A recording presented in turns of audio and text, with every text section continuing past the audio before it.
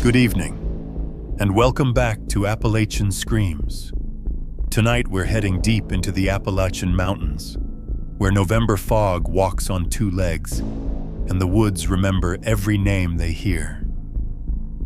These are 10 true November special creepy encounters from Appalachian Mountains locals still whisper about when the fire burns low. So grab your coat, keep your light close, and whatever you do, don't answer if something calls from the ridge. Before we begin, hit like, subscribe, and tell me where you're watching from, because after tonight, you'll never hear these mountains the same way again. Now, let's begin. I work nights as a ranger at a small state park in the Appalachian stretch of West Virginia. It's the kind of job that makes silence feel heavier than sound. My shifts run from dusk until dawn, checking gates, logging weather, answering calls that almost never come. After a while, the forest starts breathing with you. You feel its pulse under your boots, and when it skips a beat, you notice. It was the second week of November, cold enough for the frost to stick even under the pines.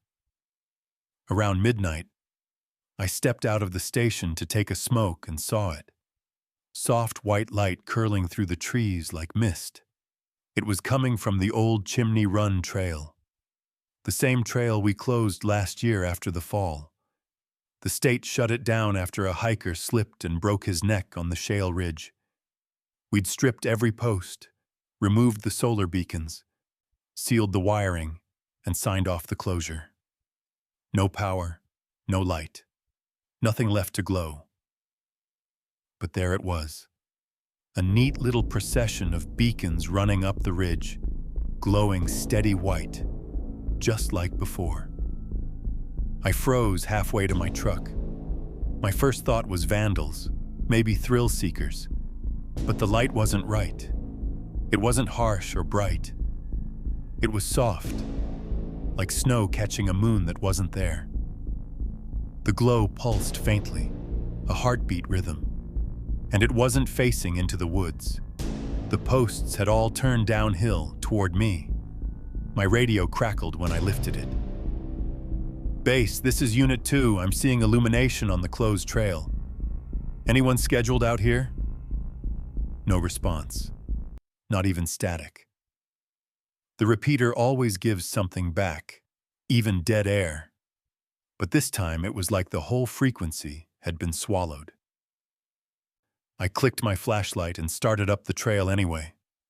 The gravel crunched louder than it should have.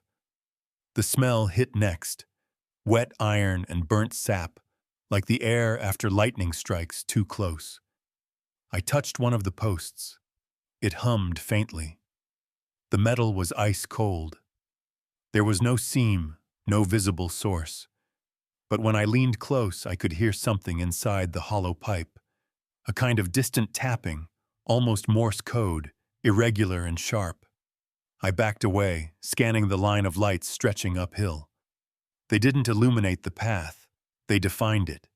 Each glow led to the next like vertebrae in a long, pale spine. "Base, come in." Nothing. Then, from somewhere farther up, another light came on. And another, until the trail looked alive again, one by one waking from a long sleep. I tried to convince myself it was an old-timer relay tripping from leftover charge, or a prank with hidden batteries. But that logic didn't stick when the cold started moving. I felt it slide down the back of my neck, like the air itself turned liquid and decided to crawl. The forest went silent, not just quiet, void. Even the branches stopped creaking. I swear I could hear my heartbeat drumming against the frost. Then, under the radio's dead hiss, came a whisper. 3 rising tones, a pattern burned into every ranger's memory. The emergency beacon signal, the one from those very posts we removed. Only one person ever triggered that tone last year. The hiker who didn't make it down. I stared up the glowing path. the lights breathing slow as if something unseen walked past each one. And for a moment, I could have sworn the final beacon, the one farthest uphill, flickered the way a hand waves for you to follow. I took one step forward. The radio clicked again. This time, a voice, mine but wrong, spoke through the static. "Hurry, you're late." The last light on the ridge turned, ever so slightly, until it pointed straight at the open ranger station door behind me. The station door was still swaying when I backed away from the trail. The glow from the posts followed me like a reflection in fog. I didn't want to go inside, but the radio was mounted to the console there, and every part of my brain screamed to call someone, anyone, before the signal vanished completely. Inside, the fluorescence flickered once and steadied. The hum of the old refrigerator sounded like breathing in the corner. My hands shook as I cranked the bass unit to a higher frequency band. Nothing but static. Then the emergency alarm light blinked once. Short, long, short. The same pattern those posts used to flash when a lost hiker pressed the beacon button. I kept telling myself this had to be some kind of feedback loop. Maybe an electrical surge from the old buried line. Maybe frost bridging a contact. I even reached for the maintenance manual. The cover stuck to my palm with sweat. The phone rang. Not a cell, no, the landline we disconnected years ago after the budget cuts. It hung on the wall beside the first aid locker, dead for as long as I'd been here. But the light on it blinked red, steady as a heartbeat. I answered it before I could think. "Chimney Run Station," I said. My voice didn't sound right. On the other end, I heard wind. Just wind. Then faint clicking, the same rhythm I'd heard in the glowing posts. Tap, tap, tap, tap. "Identify," I said. "This is restricted radio line." The clicks stopped. For 5 seconds, there was nothing. Then, very close to the receiver, a voice, flat and dry, like someone talking through a mouthful of dirt, said, "Wrong direction." The line went dead. I stared at the receiver for a full minute before setting it down. I should have left. Driven down to the main gate and slept in the truck until sunrise. But something about the words froze me. Wrong direction. I stepped back outside. The air had thickened. A low fog crept out of the tree line and rolled over the lot. The lights on the trail were brighter now, harsh, almost surgical. They stretched farther down than they had before. Too many of them. I counted 12 before the fog swallowed the rest. We'd only ever installed 8. Then, faintly, I heard boots on gravel. Slow, deliberate, measured steps, coming from up the hill. "Hello?" I shouted. "You're trespassing. Stay where you are." The steps didn't pause. They matched mine when I moved, stopped when I did. I shined my flashlight into the fog. The beam dissolved like it was shining into milk. But somewhere within it, something metallic glinted. A buckle, maybe. Or the reflective stripe from a ranger's coat. I took a cautious step forward. "Who's there?" The fog shifted, and for just a second, I saw it. A figure about 20 yards up the trail. Wearing a ranger's uniform, hat brim low, standing perfectly still. Then all the lights blinked out. Darkness. The sound that replaced them wasn't wind or boots. It was a wet scrape, like something being dragged through leaves. The air smelled like rain on rust. My flashlight flickered and steadied again. The figure was gone. In its place was one of the trail posts, right at the base of the steps. closer than any had been before. The cap still glowed faintly, pulsing, and carved into the metal with something sharp were two words: "Turn back." I ran. I don't remember deciding to. I just remember my boots hitting gravel and my breath ripping out of me in white bursts. When I looked back, the lights came on again, one after another, chasing me down the slope like eyes opening in the dark. By the time I reached the station, the fog was at my heels. The door was still open. Inside, the phone was ringing again, and through the static hum, I could hear a second line faintly in the background. A man's voice, familiar but muffled, repeating over and over, "Follow me out. Follow me out." When I turned to shut the door, there was a reflection in the window, me, in my ranger coat. But the version outside was still smiling long after I stopped. The reflection in the glass didn't move when I did. It wore my uniform, had my same tired face, but the smile, wide and wrong, lingered after mine was gone. The room around it looked darker, stretched, as if the air behind that reflection had depth. The phone was still ringing. Each tone got slower, heavier, like someone dialing through water. When I picked it up, the sound stopped, but I didn't hear silence. I heard breathing. My own, I thought. Then another, slower, out of sync with mine. "Who is this?" My voice cracked. A pause. Then, "You turned the lights off." I froze. The line hissed, like wind threading through pine needles. Then came that same three-note chime from before, the old emergency signal. I slammed the receiver down and backed toward the door. The glow outside was back, flooding through the window panes, brighter than before. It wasn't a clean white anymore. It was yellowed, jaundiced, like old teeth. When I stepped out, every light on the trail was lit, all the way up the ridge and past it, into the trees where the path had long since collapsed. The forest was humming. Not wind, not crickets, humming low and steady, like a generator buried under the roots. "Bass, do you read me?" I whispered into the radio. Only static replied, but beneath it, a voice that might have been my own whispered, "Follow me out." Something moved between the lights.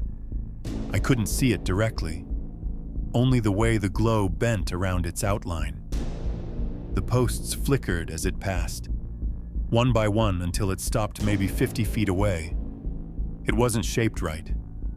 Human height, but too narrow in the shoulders, too long in the arms.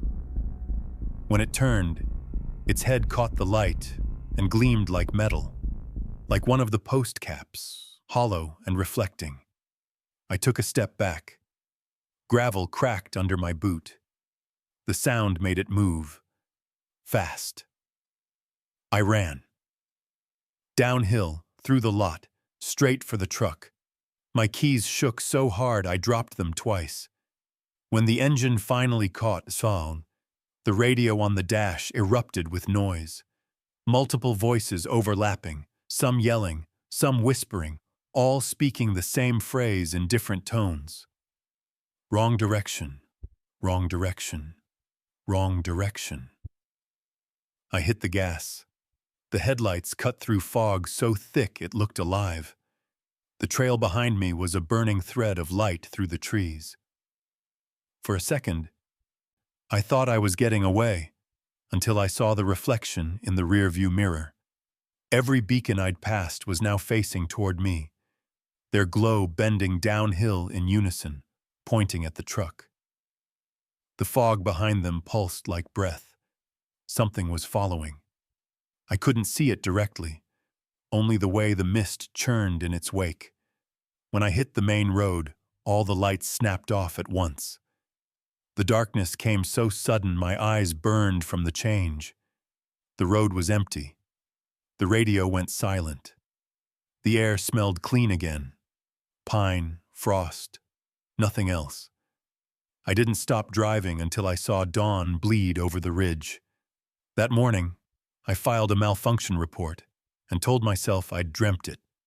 Stress, exhaustion, electrical fault, any excuse that fit. But 2 nights later, I got a call from another ranger covering my shift. He sounded shaken. "Hey," he said, voice trembling. "The old trail lights are on again.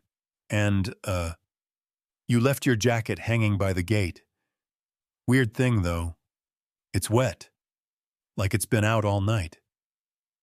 I didn't tell him I'd burned that jacket in my backyard. Didn't tell him I haven't slept since. The park director called me yesterday. They're reopening Chimney Run for the winter festival. Said the new LED markers came in last week. Said they're tested and safe. He asked if I'd do the night patrol for the ceremony. I said no. But tonight, driving home, I passed the park entrance, and for a split second, I saw the lights already glowing, winding up the ridge, pointing downhill again. They weren't waiting for hikers this time. They were waiting for me. The next morning, the park sent me a photo from the trail cameras.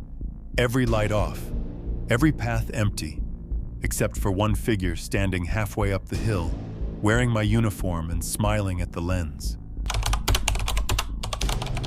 I drive medical supplies across the Appalachian counties. Oxygen tanks, saline bags, surgical kits, things no one thinks about until they stop arriving. It's not glamorous, but it pays. I've run that route for 7 years, always alone, always at night, because hospitals don't close when the sun does. That Thursday in November, I was behind schedule leaving Asheville. The dispatcher warned of an incoming cold front, black ice, and heavy fog over the ridge. I should have stayed on the main route. But there's a narrow shortcut, locals call it Hollow Ridge Road, that shaves off 40 minutes if you're brave or stupid enough. I'd taken it once before in daylight. Sharp turns, no shoulder, trees hugging the asphalt like spectators. At night, it feels like driving through the throat of something breathing. Halfway through, my GPS froze. The screen locked on a blue arrow pointing nowhere, and the voice navigation went quiet mid-sentence.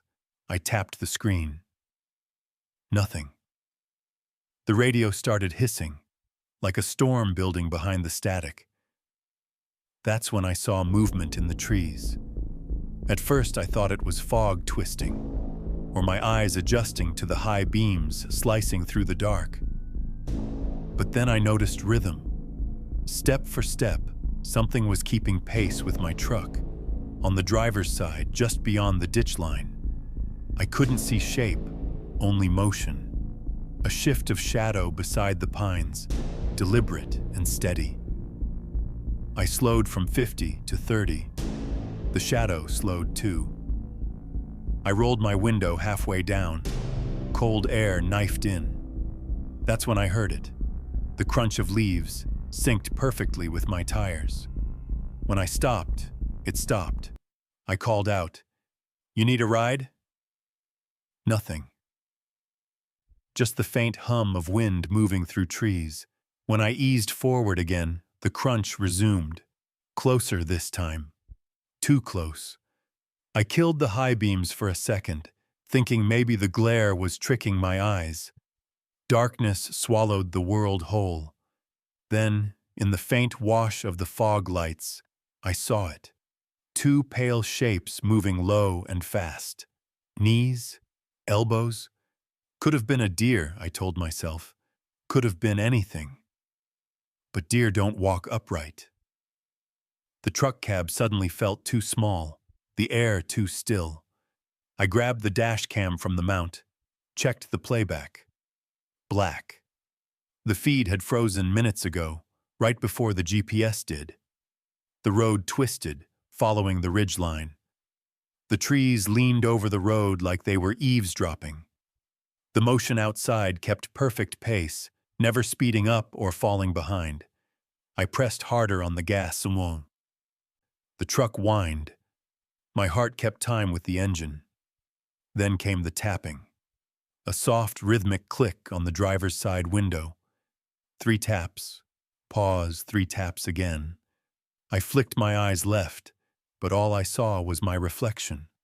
My own wide-eyed face, backlit by the dashboard glow, staring into the black beyond the glass.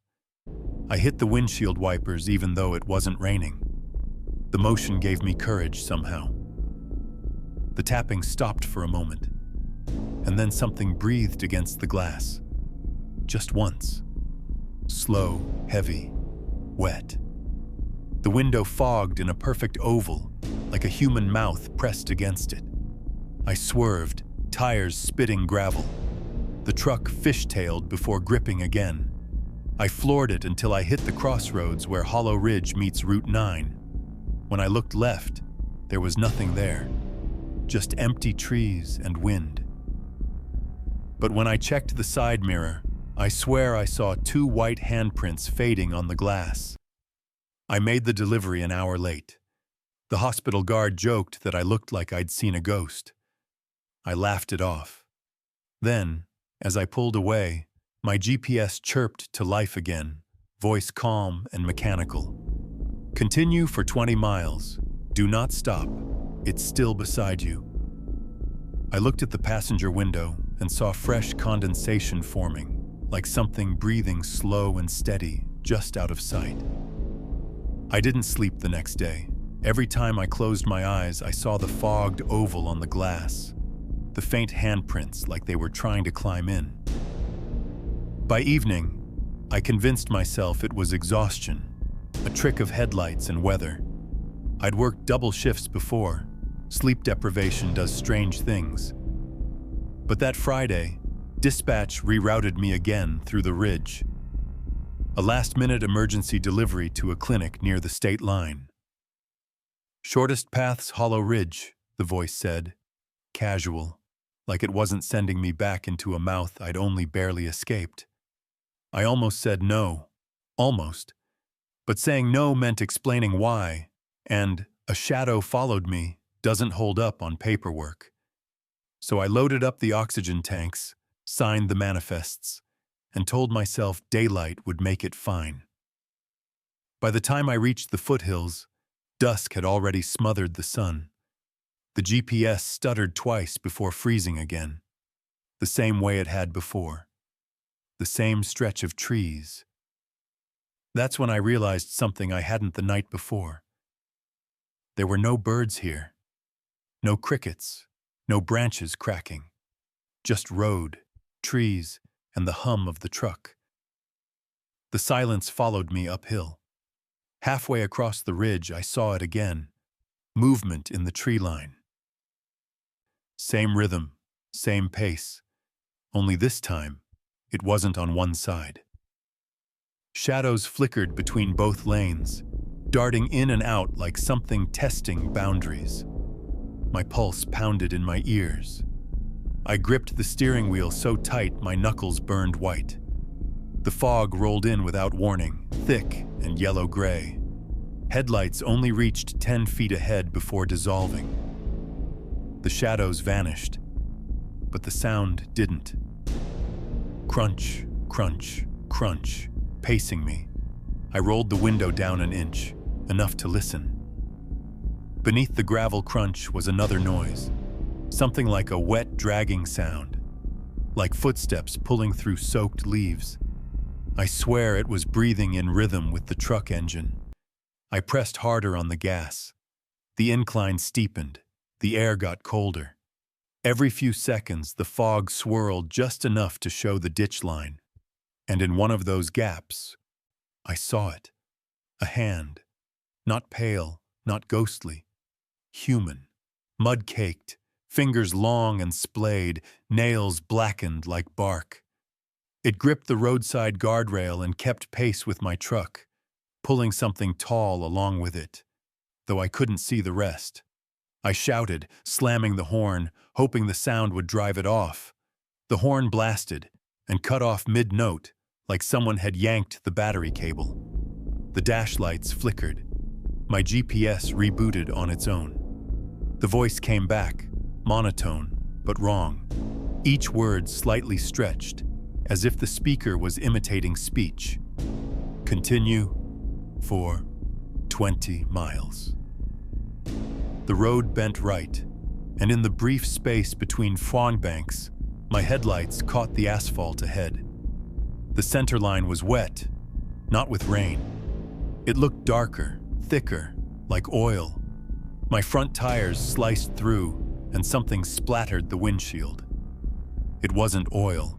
The wipers smeared it across the glass, streaks of reddish brown that reeked of rust and rot. I gagged, fighting the urge to stop. I couldn't. I knew if I did, whatever walked beside me would finally step into view. The radio flickered alive next, my dispatcher's voice, but distant, layered beneath static. Status? Copy?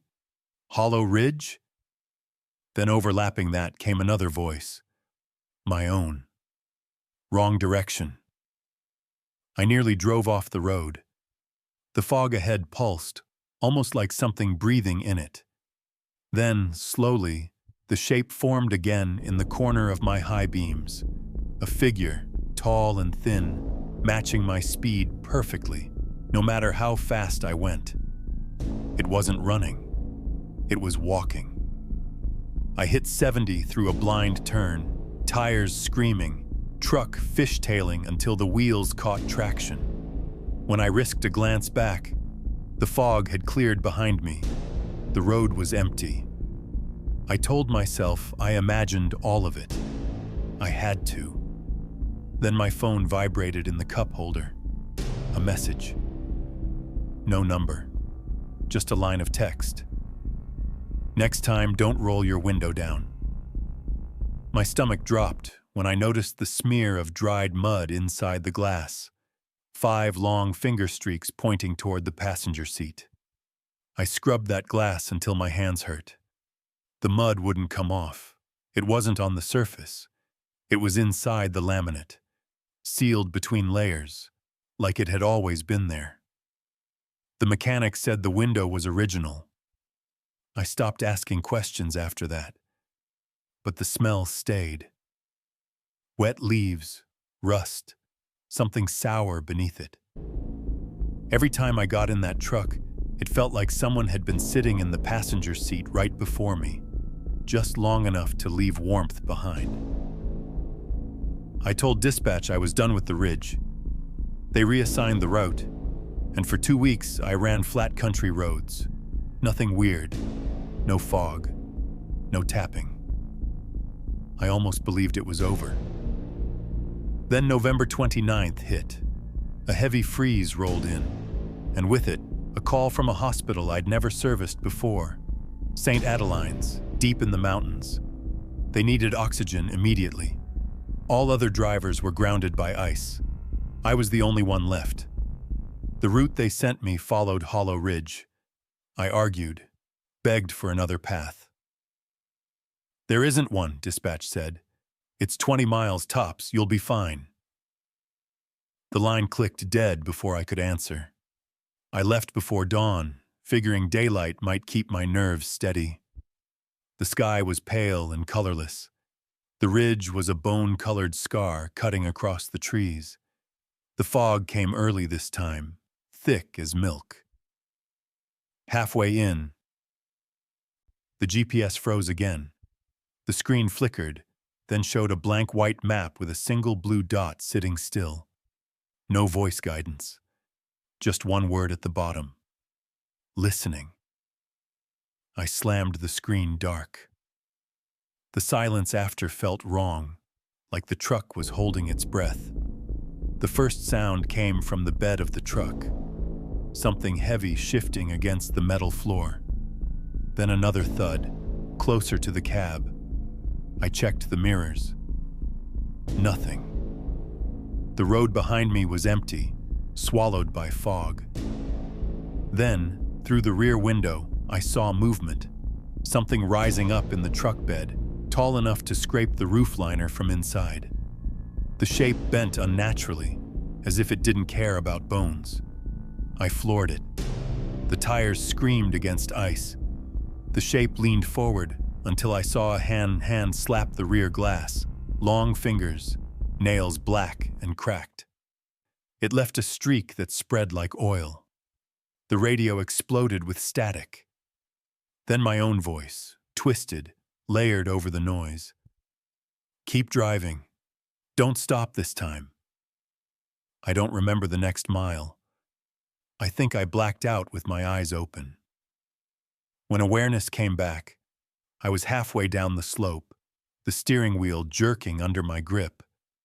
The thing in the back was gone, but something else had taken its place. Breath. I could hear it again, this time from the passenger seat. Slow, human, wet. I turned my head, just a glance, and saw condensation blooming on the glass beside me. A perfect oval, then a handprint from the inside, sliding downward. The truck jolted. Every warning light on the dash lit at once. I fought the wheel, keeping it steady as the fog thinned ahead. The first sunlight broke through the trees. For one brief second, I thought I saw a face in that glow, stretched, hollow, the same color as the ridge rock, watching me. Then it was gone. I made it to St. Adeline's. The clerk signed the delivery form, eyes wide. "You look like hell," she said. I just nodded, started to leave.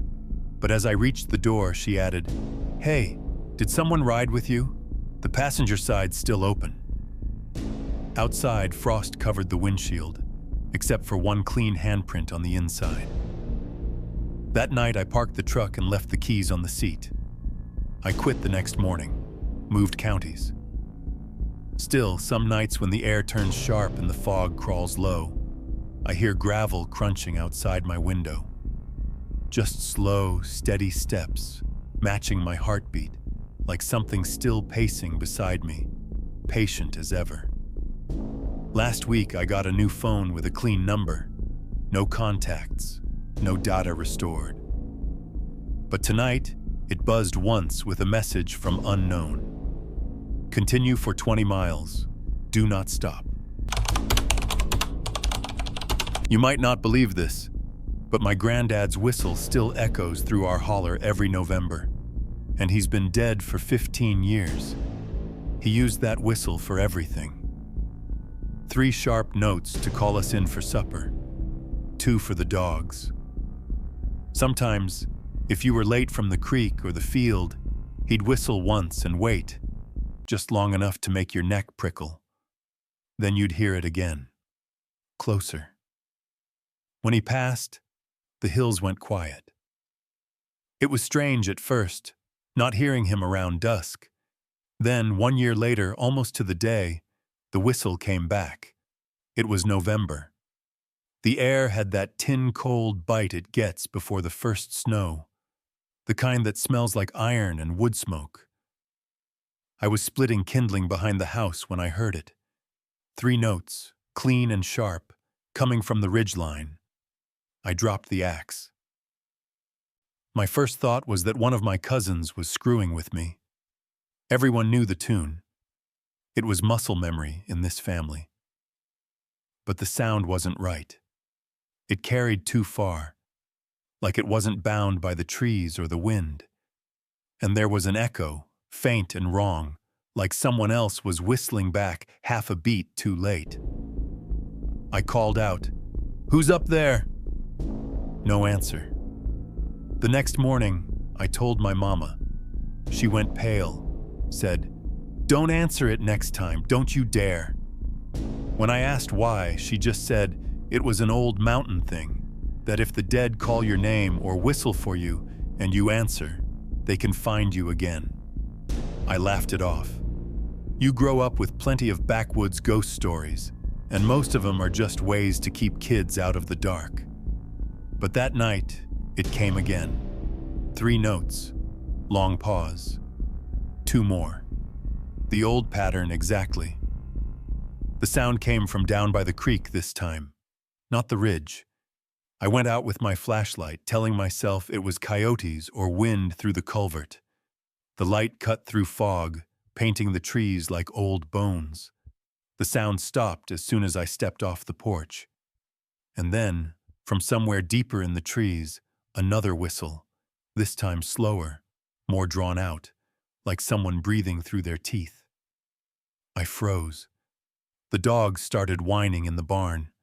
Their chains rattled, and one let out a sharp bark before falling silent. I started backing up toward the porch, light shaking in my hand.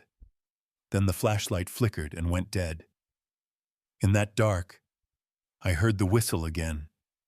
But this time it wasn't coming from one spot. It came from all around me, bouncing off the trees, circling closer. 3 notes, a pause. Then, faintly, 3 more from behind me. I bolted inside, slammed the door, locked it twice. Mama was already standing in the hallway, like she'd been waiting. She didn't ask what happened, just said, "He found you." I barely slept that night. The next morning, I went to the barn to check the dogs. Their chains were twisted tight around the posts. The ground was torn up like they'd been running in circles. And on the barn door, etched into the frost with a fingertip, were 3 tiny marks. Like someone had tapped out the whistle's rhythm right there in ice. That was the first year. Every November since, it's come back. Always around the same time, always the same tune.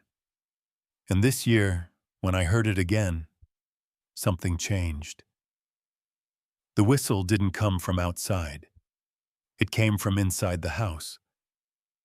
Last night I heard it again, 3 clear notes, but this time, something whistled back before I did. The first time the whistle came from inside the house, I thought it had to be the wind through the chimney. I wanted it to be that. But wind doesn't carry melody, and it sure as hell doesn't pause for breath. It was the same 3 notes, clear as ever, rising from the hallway where the old coal stove used to sit. The sound was faint but close, like someone standing just out of sight. I turned off the TV, held my breath, and waited. Silence. Then 2 notes answered from outside. The call and response. The same way Granddad used to talk to us from the fields. I grabbed my flashlight and the shotgun that hadn't been fired since my father's day. The dogs wouldn't come inside anymore. They'd started sleeping under the porch, low and quiet, their eyes reflecting white when the light caught them. I told myself it was someone playing a trick, some kid from town who'd heard the stories. Maybe they were hiding near the tree line, using a recording or something. But who else would know that rhythm? The 3rd note always caught just a little at the end, like he was swallowing air. That was his sound. No one could copy it right.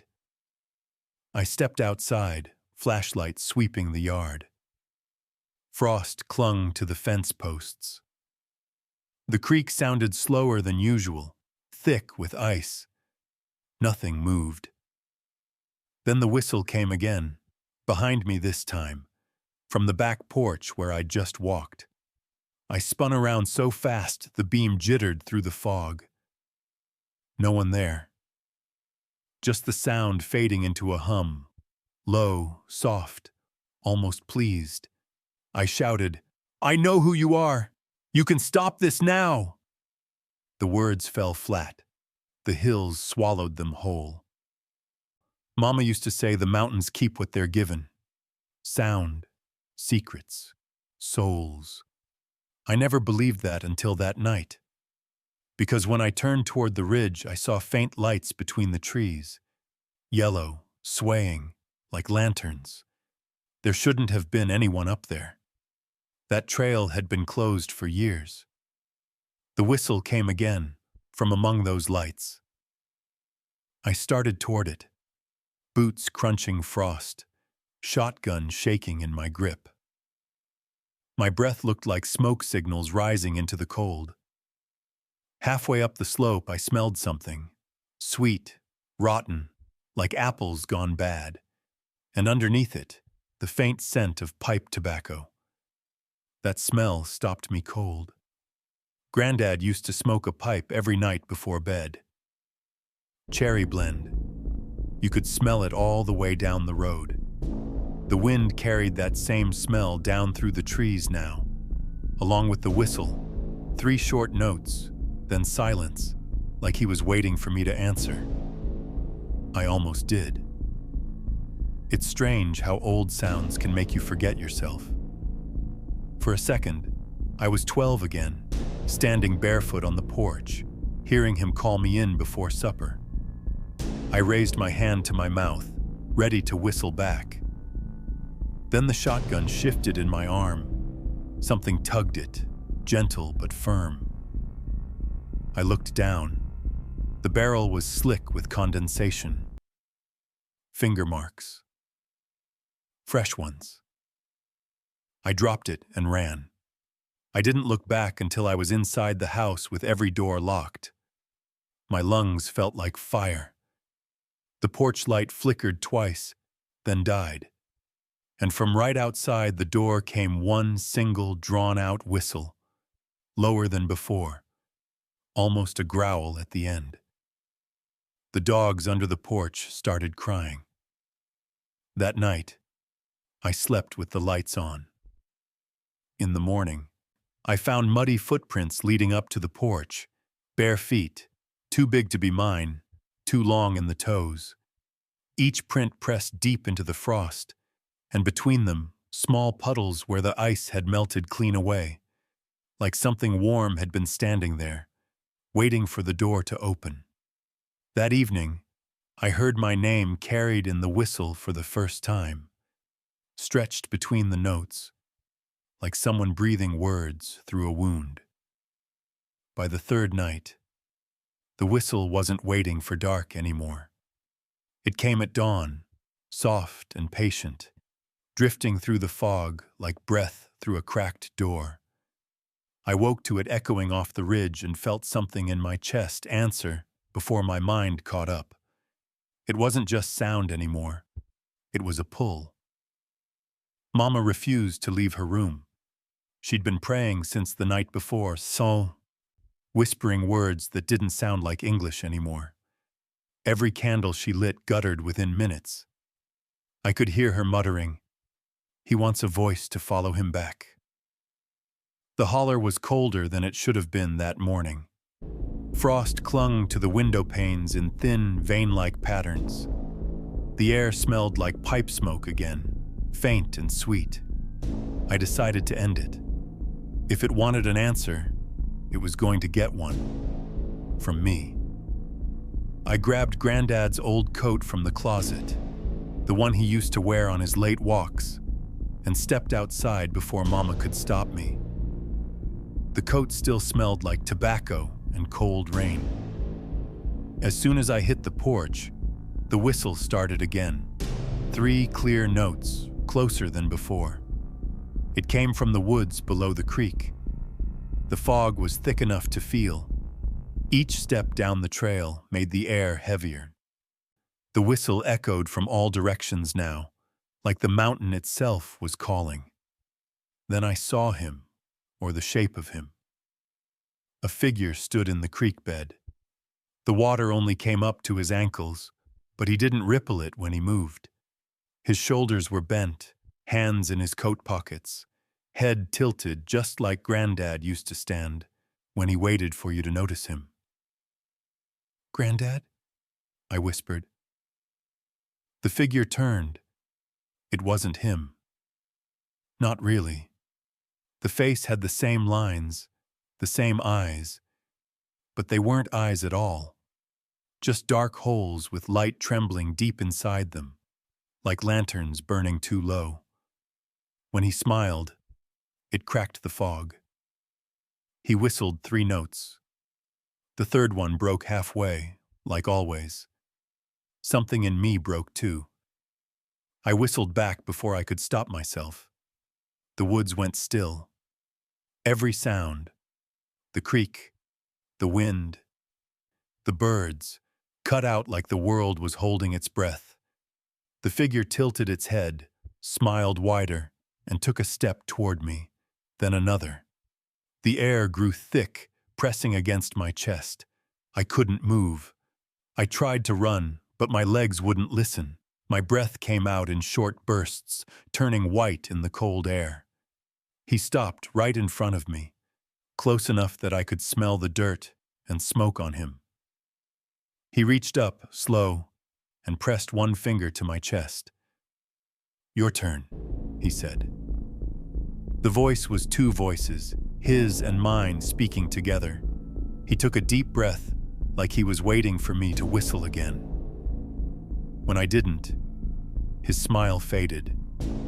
Then he exhaled, a gust of cold that hit like ice water, and the world tilted. I woke up at home. The sun was high, and Mama was standing over me with tears in her eyes. She said she found me in the yard, lying face up in the frost, lips blue but breathing. I didn't tell her what I saw. I didn't tell her that when I looked down at my hands, there was mud under my nails and a faint smell of creek water clinging to my clothes. That night, the whistle came again. But this time, it didn't sound like Granddad. It sounded like me. And when I looked out the window toward the ridge, I saw two figures standing where the fog met the trees. One tall and familiar, one smaller, whistling in perfect harmony. The dogs didn't bark. They just watched, tails low, as the sound drifted down the holler. Now, every November, the whistle starts earlier, and each year, the echo comes closer to the house. This year, I've already caught myself humming it without meaning to. 3 notes, a pause, then 2 more. It's not about who's calling anymore. It's about who answers. Tomorrow's November again, and this time I'm the one waiting for the echo to come back. I maintain cell towers for a living. Most of them are fine. Routine checks, voltage tests, line sweeps. But there's one I'll never go near again. The Cold Knob Tower in Greenbrier County, Virginia. It was decommissioned 4 years ago after a lightning strike fried its transmitter. It doesn't have power, a signal feed, or a legal ID anymore. And yet, for the past 3 Novembers, it's been calling my work phone after midnight. It started as static. No caller ID, no number. Just a buzz that lasted exactly 13 seconds. Then, on the 14th night, the static changed. It turned into a voice. Cold Knob Tower maintenance log. Entry incomplete. I remember stopping dead in the service truck. That tower hadn't had a log since before the strike. It was buried in my company's database, tagged dead site. I thought it was a glitch, a spoofed ping. Telecom ghosts happen, feedback loops, misrouted IDs. Still, something about the timing made me uneasy. It always came at 12:37 a.m., down to the second. I filed a ticket and forgot about it. Until last November. I was running a route along Route 60 when dispatch asked me to check a signal spike near Greenbrier. The coordinates matched Cold Knob. I argued it was offline, but the system showed live telemetry, battery voltage, uplink attempts, a call trace from my own work number. I laughed it off until I saw the log. The entry read, Technician G. Hall, date 11/12. Status, on-site inspection, 12:37 a.m. Except I hadn't written that. I hadn't been near the tower in years. I thought maybe some intern was screwing around. I drove up there anyway. You don't ignore a rogue signal. FCC fines aren't kind. The access road was half-frozen mud. The air thinned fast, and the higher I climbed, the quieter everything got. No wind, no birds, not even the hum of power lines. The tower came into view, a black silhouette against a clouded sky, skeletal and wrong. Half the panels hung loose, and the metal ladder was eaten through with rust. But at the very top, a faint red beacon blinked. Steady, rhythmic, alive. It wasn't supposed to be. I climbed halfway up before I realized my meter was ticking. Live current. The tower was drawing power from somewhere. I checked the base panel. The cables were still cut. Then my work phone buzzed in my pocket. No signal, but it was ringing. Cold Knob Tower maintenance log, entry incomplete. This time the voice was clearer, familiar. I couldn't place it right away. But the cadence, it sounded like my own recorded voice from old service reports. I hit record on the handheld meter. Dispatch, this is Hall. Cold Knob Tower appears active. Possible backfeed or battery bleed. Investigating. My own voice came through the phone immediately, overlapping with mine. Dispatch, this is Hall. Cold Knob Tower appears active. A perfect echo. Word for word. Tone for tone. My flashlight flickered. I looked up. Someone was standing at the top platform, a human shape against the red light, motionless, one hand on the railing. I shouted, "Hey! This is private equipment!" The figure didn't move. Then my phone buzzed again, an incoming file. I opened it. A photo. Me, halfway up the ladder, taken from the top platform. Timestamp, 12:37 a.m. I looked up again. The figure was gone. The red light above blinked twice, paused, and blinked again in perfect Morse. Log entry complete. That was when the panel at my feet clicked open on its own, exposing fresh cable ends. They were new, bright copper, no corrosion. Someone had been working here recently, and written in marker on the inside panel was a single line, "Welcome back, Greg." The work phone buzzed one last time, and this time, the caller ID didn't say unknown. It said Greg Hall. The call ended before I could even think to answer. For a few seconds, I just stood there in the windless dark, staring at my own name glowing on the phone screen, Greg Hall, as if someone up there had stolen my contact list. Then the display went black. I told myself it had to be a spoof, telecom prank. There are ways to fake caller ID, bounce signals through dead relays. I've even done it during tests. But it doesn't explain the photo, the one showing me halfway up the tower. No delay, no timestamp trick. It was taken right then. I climbed down fast. The ground around the base looked wrong. Footprints frozen into the thin crust of frost, heavy and deep, leading away toward the tree line. I aimed my flashlight, but the beam just vanished into mist. When I got back to the truck, the door was open. I know I locked it. I always do. My tool bag was gone, but sitting in its place on the passenger seat was a handheld radio. My radio. The one that fried during a lightning strike at this tower 4 years ago. I picked it up carefully. The casing was melted, cracked, impossible to repair, but the LED screen glowed faintly green. Then it hissed and came alive. Cold Knob Tower log update. Technician on site. Time, 12:37 a.m. It was my voice again. I dropped it on instinct, heart hammering. Static bled into something else, a faint breathing sound. Then, clear as anything, the same voice whispered, "Don't climb down, you'll miss your shift." That's when the tower light blinked out, plunging the ridge into complete black. The radio kept hissing. I jumped into the truck, fired the ignition, and jammed it into reverse. Gravel sprayed, engine whining. But the GPS came alive before I could hit the main road. No map, no route. Just one word: return. I hit the brakes hard. The radio on the dash crackled, this time with dispatch's frequency. Hall? You back on site again? We're seeing your ID tag ping from Cold Knob. Getting 2 separate uplinks from your unit. You running a test? My mouth went dry. Negative, I said. I'm off-site.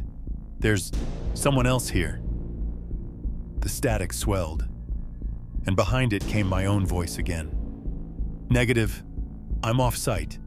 There's someone else here. The dispatcher paused. Greg, you're doubling your transmission somehow. Can you kill your backup relay? I didn't have one. I killed the ignition, stepped out into the cold, and stared back at the tower. The red light had returned, but there were 2 of them now, one slightly lower, pulsing out of sync.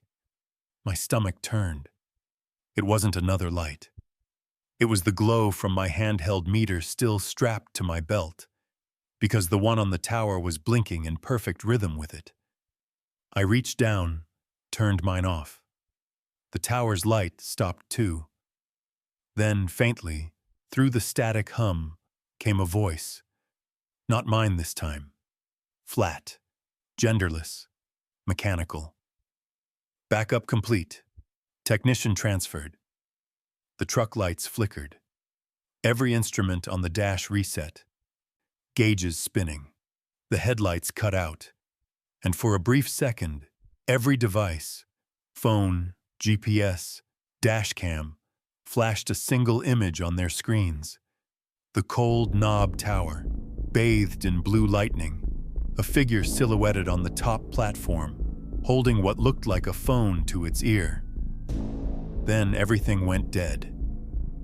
I sat there in the dark for a full minute before the phone vibrated again. Another text. Log entry complete. New location registered. Underneath it, coordinates. Mine. I started the truck again, ignoring the crackle of voices behind the static. I didn't stop driving until I hit the county line. I called dispatch from town, told them to flag the site as compromised. They said that couldn't be.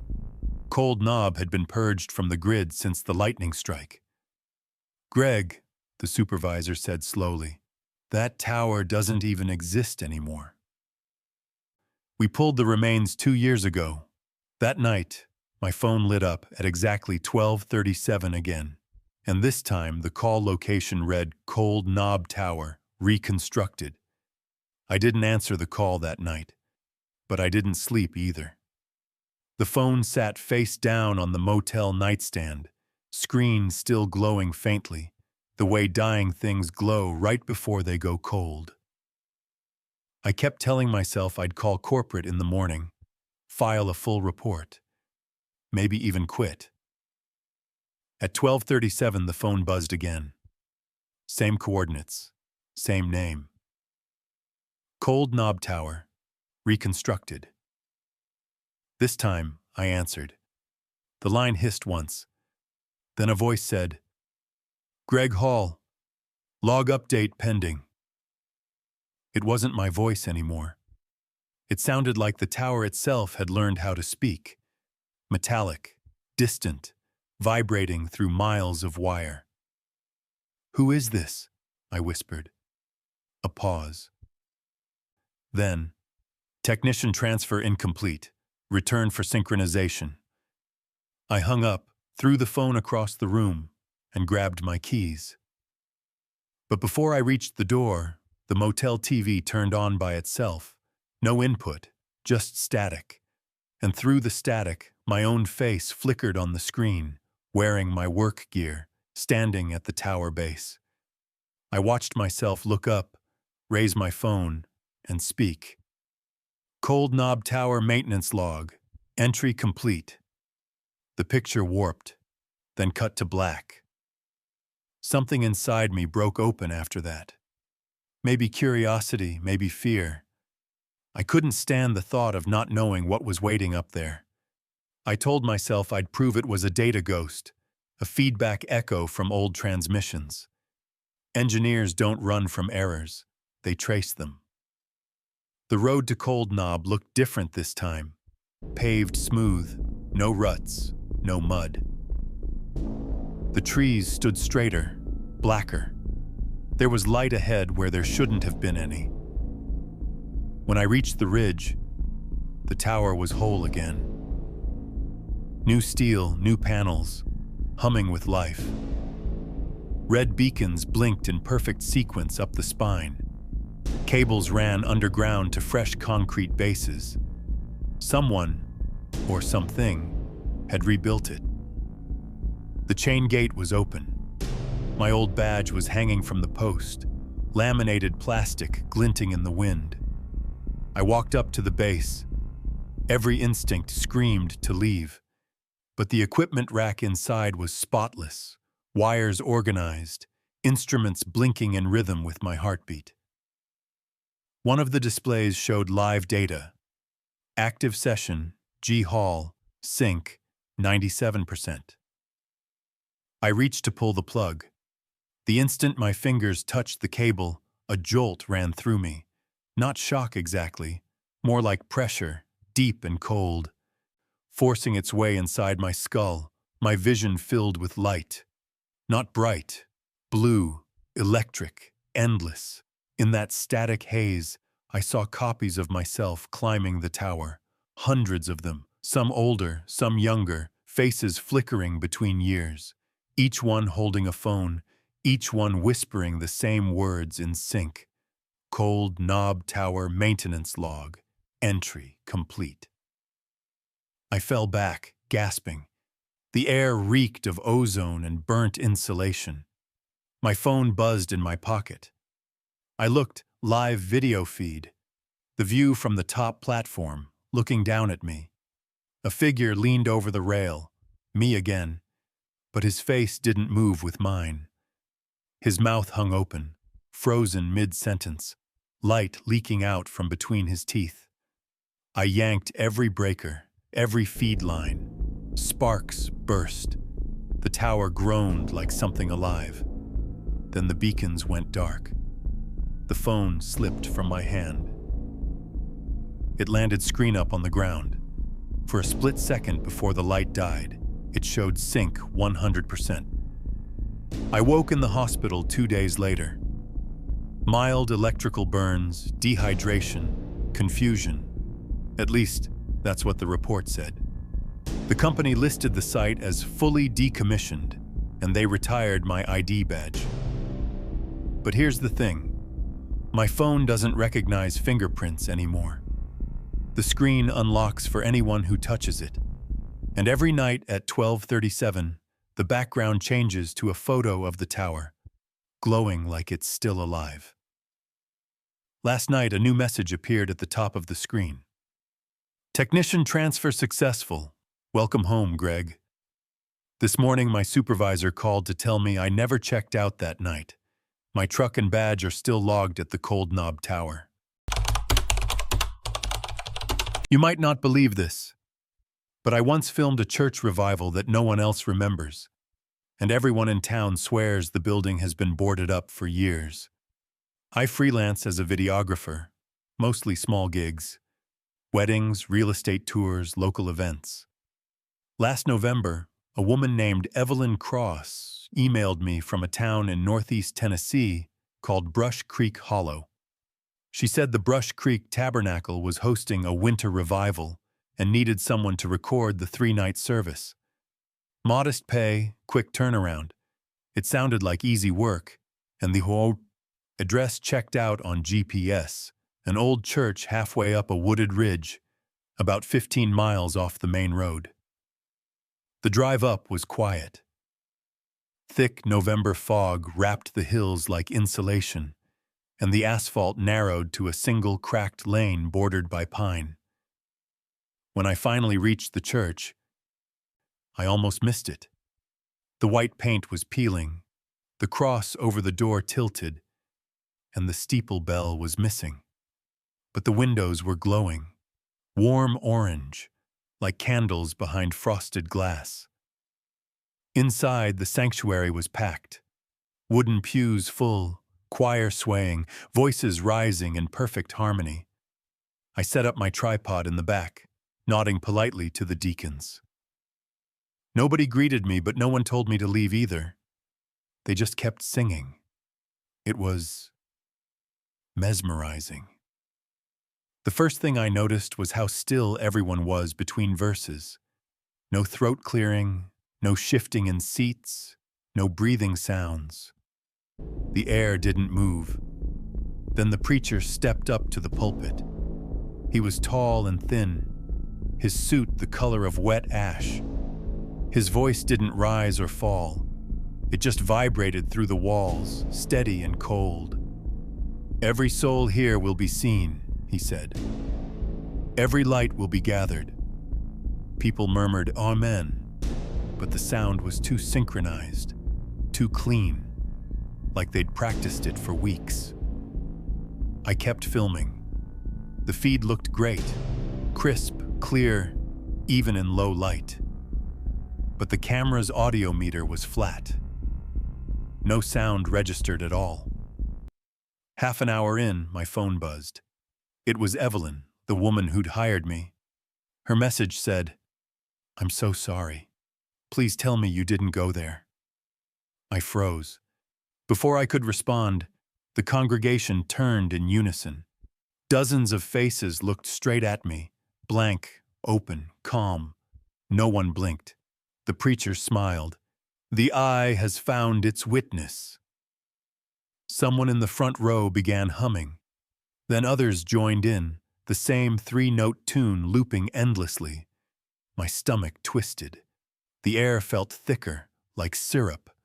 I unplugged my camera and backed toward the door. Every step I took, the humming grew louder, but not from the people.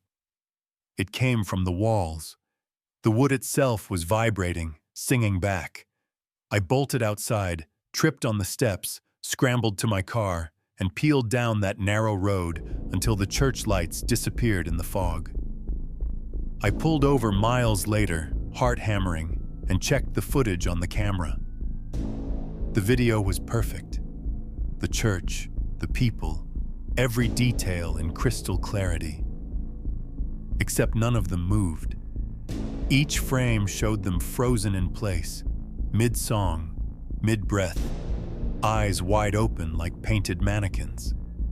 The preacher's mouth was a black pit. The whole scene looked taxidermied. The audio file was something else entirely. 3 endless tones, soft but constant, like a recording of power lines humming underwater. I deleted the files and drove straight home. But the next morning, there was an SD card taped to my apartment door. Same label as mine. Written across it in shaky marker were 3 words: "Return the light." That night, I checked my phone's gallery. Every photo I'd ever taken had been replaced with still images from the church, each one showing me sitting in the front pew, eyes open, mouth singing. The next morning, I tried to convince myself it was just exhaustion. Long drives, bad coffee, nerves. I even told myself the card taped to my door was some mix-up from a client. But the handwriting, the shaky marker, matched the note on the church flyer Evelyn had sent me weeks before. I went online to check the address of Brush Creek Tabernacle again. Google Maps showed a gray field. Permanently closed. Street view? Boarded windows, overgrown weeds, a faded cross slumped in the grass. The upload date said 2018. I called Evelyn's number. Disconnected. I sent her an email. It bounced back. By noon, I was too wired to sit still, so I went to the drive just to prove the place existed. The fog had burned off, and the hills were raw and gold with dying leaves. When I reached the ridge, the church was still there, Same white walls, same crooked steeple, but the windows were dark. A padlock hung on the doors, rusted shut. I parked, grabbed my camera, and circled the building. It was quiet. No birds, no insects, no wind through the pines. When I leaned close to a window, the glass was so dusty I could barely see inside. But I heard something faint, low humming, like distant machinery. I pressed my ear to the wood. It was the same 3 notes I'd heard before. I pulled back fast, nearly tripping over a pile of broken hymnals half buried in leaves.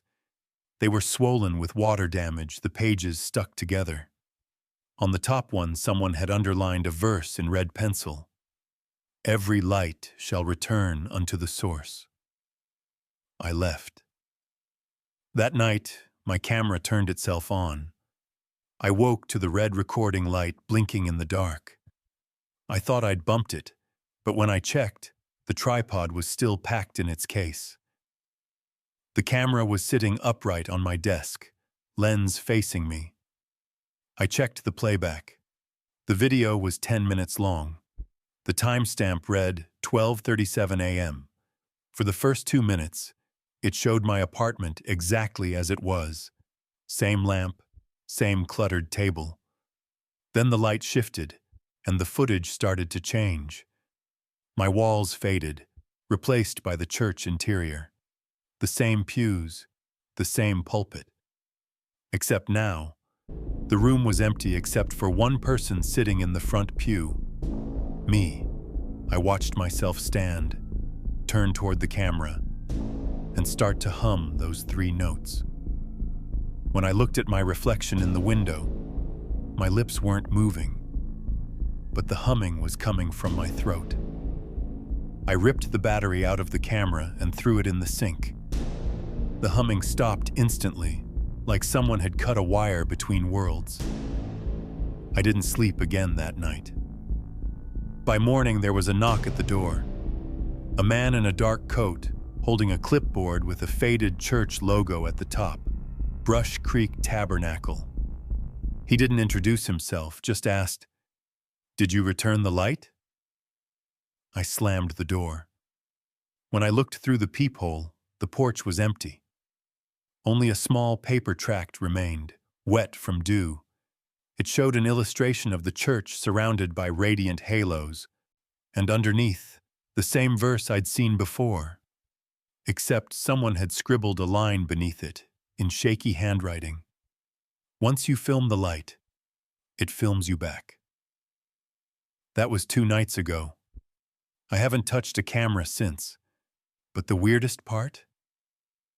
My reflection flickers now, only in low light, only around midnight.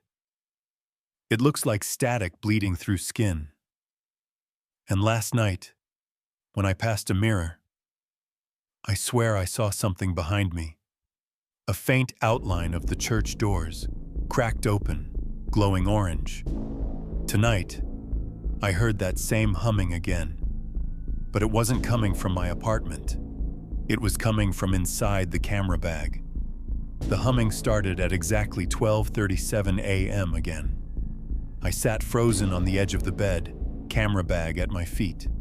The sound came from inside, muffled, rhythmic, the same 3 notes looping. I unzipped the bag an inch. Warm air rushed out, carrying the faint smell of incense and wet wood. The camera was on. No battery, no cable, just the red record light glowing in the dark. The lens pointed upward, as if someone were holding it from below. The viewfinder flickered to life. At first, it showed my apartment ceiling. Then it blinked and shifted. The ceiling warped into stained boards, crossbeams, candlelight, the inside of the church. I whispered, "Stop." The humming cut off. Then a voice, soft, distant, layered like a chorus behind a wall, said, "Show us what you saw." My hands trembled. I aimed the lens toward the window. The reflection staring back wasn't mine. The face looked older, its mouth open in a silent hymn. The voice repeated, "Show us." I don't know what possessed me, but I hit playback. The video began where the old one had ended. Inside the Brush Creek Tabernacle, my other self still sat in the front pew. He stood, walked toward the pulpit, and placed the camera on it, facing the congregation. They were there again, every last one of them, motionless, glowing faintly from within, eyes reflecting candlelight. And behind them, in the doorway, something taller. A figure of pure brightness, edges blurring like overexposed film. It moved closer until the frame filled with light. Then the footage reversed, frame by frame, like the camera was unspooling reality. The figure's voice slid through the speakers, low and distorted. "Every light returns. Yours first." My apartment lights dimmed. The camera screen flooded white. My phone buzzed with a new message from an unknown number. "Brush Creek Tabernacle. Service begins now." I looked outside. Across the street, the building opposite me, an old laundromat, was glowing through its windows, the same orange-gold hue as the church. I grabbed my coat and bolted down the stairs. The night air was bitter. Each breath burned. When I reached the sidewalk, the laundromat lights blinked once, and the sign above the door changed, letters rearranging themselves into Brush Creek Tabernacle. Through the glass, rows of people sat in pews that hadn't been there an hour ago. They were humming. One of them looked up. It was me. I stumbled back, shaking my head, but the scene inside didn't waver. My double raised a hand and pointed at the door. The humming grew louder, harmonizing with my heartbeat. The reflection in the glass whispered my own words back at me. "Show us what you saw." I turned and ran. The sound followed down the street. 3 notes, over and over, echoing off the empty storefronts. When I reached my car, every light on the dashboard flickered in rhythm. The camera bag in the passenger seat unzipped on its own.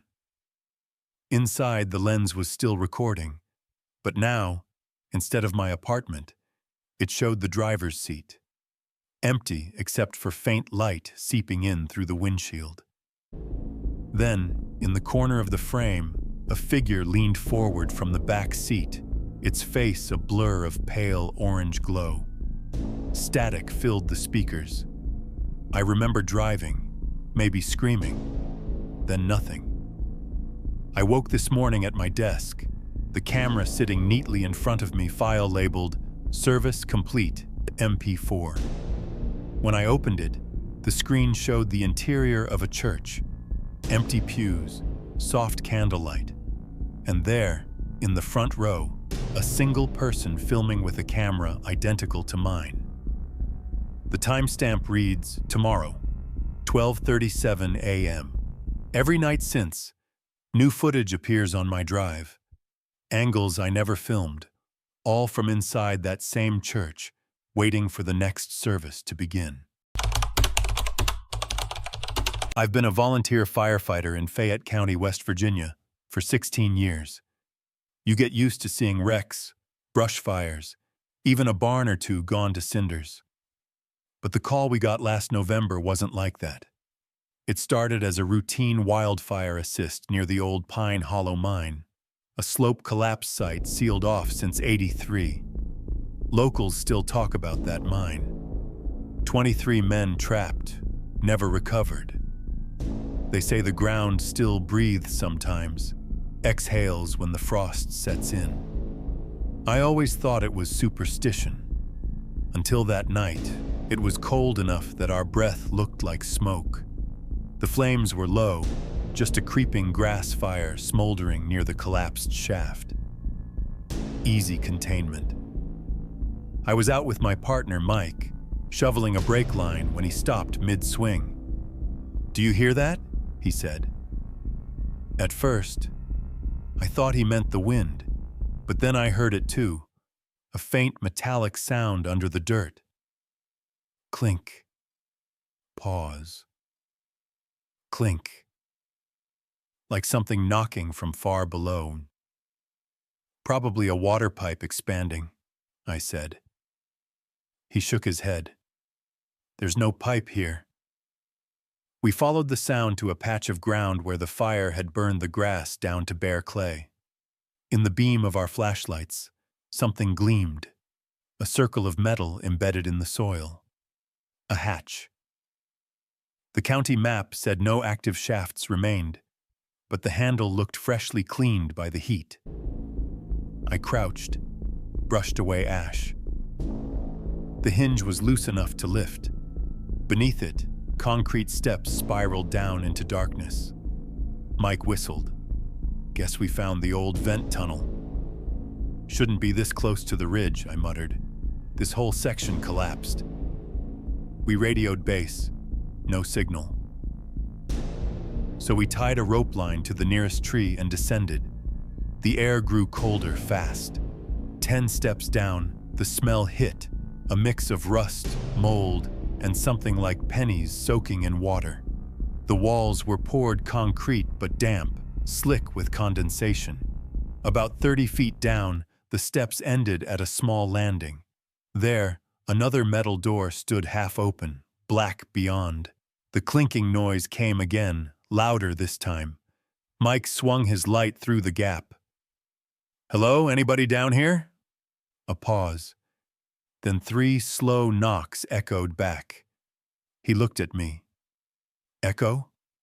I shook my head. "Too clean." We stepped through. The space beyond wasn't a tunnel. It was a chamber. Perfectly round, maybe 20 feet wide, with pipes running along the ceiling like veins. The floor was covered in a thin film of water, reflecting our beams. In the center stood a staircase, not metal, not wood, stone, spiral, going straight down through the floor, vanishing into black water. Mike crouched near the edge. This wasn't in the mine plans. I started filming on my body cam, protocol for any unauthorized structure.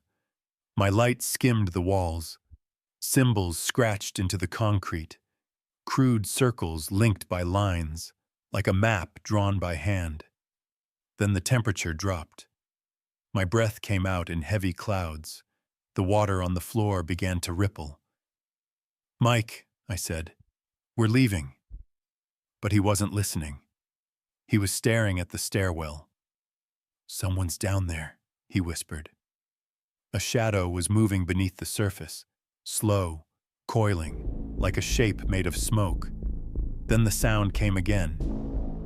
Clink, pause, clink.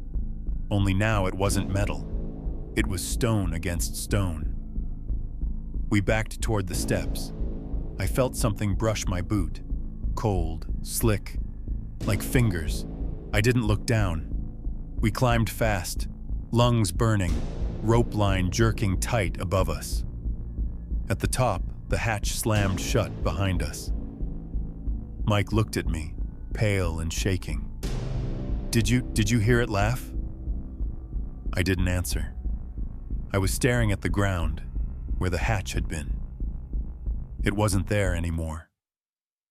By morning, the fire was out, and in its place was a perfect circle of untouched green grass, warm to the touch, with faint stone knocking echoing beneath it. We went back at sunrise with the county chief and 2 deputies. Mike wouldn't speak the whole drive, just stared at the floorboard, fingers twitching like he was still holding the rope. When we got there, nothing looked right. The burned patch where the hatch had been was clean, too clean. The earth had settled into a smooth circle, almost polished. Steam rose faintly from it, though the morning air was cold enough to bite. Chief knelt down and touched the dirt. Warm, he said, like a vent line still active. But there wasn't any vent line anymore. The Pine Hollow system was sealed with concrete 40 years ago. Mike said quietly, "There were stairs. You saw the hatch. Tell him." I opened my mouth, then stopped. Because when I replayed my body cam footage, the video showed nothing but empty field. No hatch, no rope line, no stairs, just dirt. Except for one thing. At the very end of the clip, right before the feed cut out, the sound came through again. Clink. Pause, clink. Chief frowned. "That from your shovel?" I just shook my head. We set up a perimeter, ordered soil scans, called it a sinkhole hazard, but the geologist never showed. By noon, the county scanner started picking up interference, some kind of low-frequency hum bleeding into the emergency band. The pattern repeated every 90 seconds. Mike recognized it first. "That's the same rhythm," he said. "The knocking, just faster." He insisted we stay until dark. I didn't want to, but we were volunteers. Quitting before the chief gave the word wasn't an option. Around 5, the hum deepened. The ground trembled, not like an earthquake, but like something alive shifting under it. The warm circle began to darken, damp patches spreading outward. Then the dirt sank a few inches, exhaling a thick, metallic-smelling mist. Chief backed off fast. "Everyone clear the area!" But Mike didn't move. He stood right at the edge, staring down as the soil pulsed beneath his boots. "They're still down there," he said softly. "Who?" I shouted. He turned to me, eyes wide. "The miners. They've been digging up." The ground gave way before I could reach him. 1 second he was standing. The next he dropped straight through a hole opening under him, swallowed whole by dark fog. I hit my knees, shouting into the hole. My flashlight beam showed only vapor swirling over black stone. Then came the sound again. Clink, pause, clink, and something else with it. A voice. Whispered, stretched thin through layers of earth. "Come down, help us finish." I don't remember running, just the feeling of air burning in my lungs and the circle glowing faintly behind me, orange and alive. By the time the rescue team arrived, the hole had sealed again, smooth as glass. No trace of collapse, no smoke, no sign of Mike. We searched for 2 days. Dogs, ground radar, nothing. The official report said subsurface gas ignition, closed case. But I couldn't leave it there. 3 nights later, I went back alone. The air was warm again. I brought a thermal imager this time. The ground looked normal until I switched the device to deep scan. Then I saw it. Stairs, spiral, leading straight down, glowing faint orange beneath the surface like coals. And halfway down, a human shape. Still. When I stepped closer, the screen flickered, temperature spiking until it nearly burned my hand. The image changed. The shape on the stairs wasn't Mike anymore. It was me. The imager went black. I turned to run, but the sound followed. Metal on stone, steady, faster now.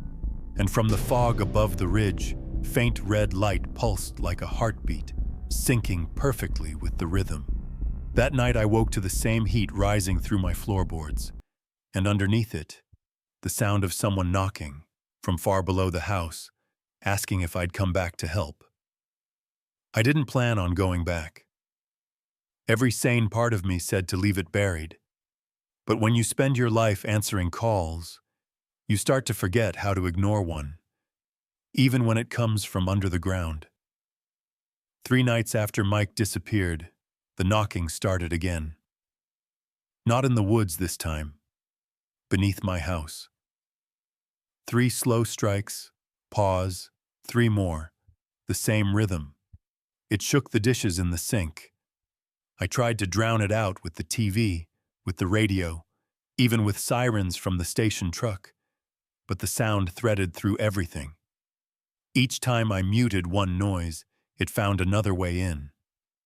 When I turned off every source, I realized the knocking wasn't echoing. It was matching my heartbeat. So I gave in. I packed rope, a headlamp, and the thermal imager that had burned out last time. I told myself I'd find Mike, or at least whatever was pretending to be him. The ridge was colder than before, coated in silver frost. I found the circle easily. It never really left. The grass around it looked normal in daylight, but under my lamp, the blades shimmered faint orange, like they were lit from below. The warmth radiating through the soles of my boots felt like a slow exhale. "All right," I whispered. "I'm here." The ground answered with one heavy clink. The circle sank, dust spilling inward. Then, without a sound, it opened, a spiral staircase descending into amber light. I clipped the rope to a fence post and started down. The air thickened with heat and metal. The walls trembled like something breathing behind them. 30 steps down, I saw carvings etched into the stone. Crude figures of miners with pickaxes, their mouths open wide, no eyes in their faces. Deeper still, the air vibrated with low human voices humming through the stone. When I reached the bottom, the light was brighter. I found a chamber carved from black rock, lined with hundreds of rusted helmets resting on ledges, each one glowing faintly from within. Their beams flickered in rhythm, beating like hearts. And in the center was the staircase. Not stone anymore. Something darker, slick, moving like it was alive. Mike stood at its base, back to me. His turnout coat was soaked, his helmet gone. He didn't look surprised to see me. "They're almost through," he said quietly. "Mike," I said, "we have to get out." He shook his head. "No, you have to help them finish. They're building their way back up." He turned then, and his eyes were burning, literally burning, with that same orange glow from the helmets. "Once it's done, the mountain will breathe again." The staircase groaned. A sound like shifting stone echoed through the chamber. The air pressure doubled, forcing me to my knees. I saw shapes writhing beneath the stairs, pressing upward. Arms, hands, faces, all glowing with that same molten light. I crawled forward, grabbed Mike's shoulder. His skin was fever hot, pulsing with every knock. I don't know what made me do it. Reflex, maybe. But I pulled the emergency flare from my belt and struck it. The light blazed red and furious. The figures below screamed, their glow flaring to white. The air filled with ash and heat. Mike lunged toward the staircase, shouting, "No! They'll collapse!" I threw the flare down the steps. It vanished into the dark, and the sound that came up after wasn't human. The entire chamber shook. Cracks split the walls, molten rock seeping through. I ran. When I hit the surface, dawn was breaking. The ground behind me sealed with a violent hiss, leaving nothing but scorched earth. The next day, the ridge was silent. No knocking, no warmth. The circle was gone. They listed Mike as missing in action. I wrote the report myself. Sometimes when I pass that ridge, I still feel the hum deep in my chest. But I won that night. Whatever was down there, I sealed it in. At least that's what I tell myself, because lately, I've started hearing faint tapping again. Not from below, but from inside my own walls. like the sound found a new way up. Last night, the furnace kicked on by itself, and the air coming through the vents wasn't hot. It was breathing. You might not believe this, but trains don't just move themselves. I've worked the Blue Ridge Scenic for 15 years, and every inch of those tracks is muscle memory. November's our off-season. Tourists gone, rails slick with frost, engines cold and locked down until spring. Nothing should have been rolling that night. I was foreman on winter maintenance, checking switches and clearing debris before the first snow. Around midnight, fog rolled through the gorge thick as wool. The whole line went quiet. No echo, no wind, not even the low groan of the steel expanding in the cold. Then, from somewhere upline came the sound of an engine. Not faint, not distant, close. A heavy diesel idling slow and deep. I froze mid-step, hand still on the switch lever. Every engine we owned was in the depot, battery removed, brake systems tagged. I radioed dispatch. "You got movement on the line?" Static. Then the faintest echo of my own voice repeating back.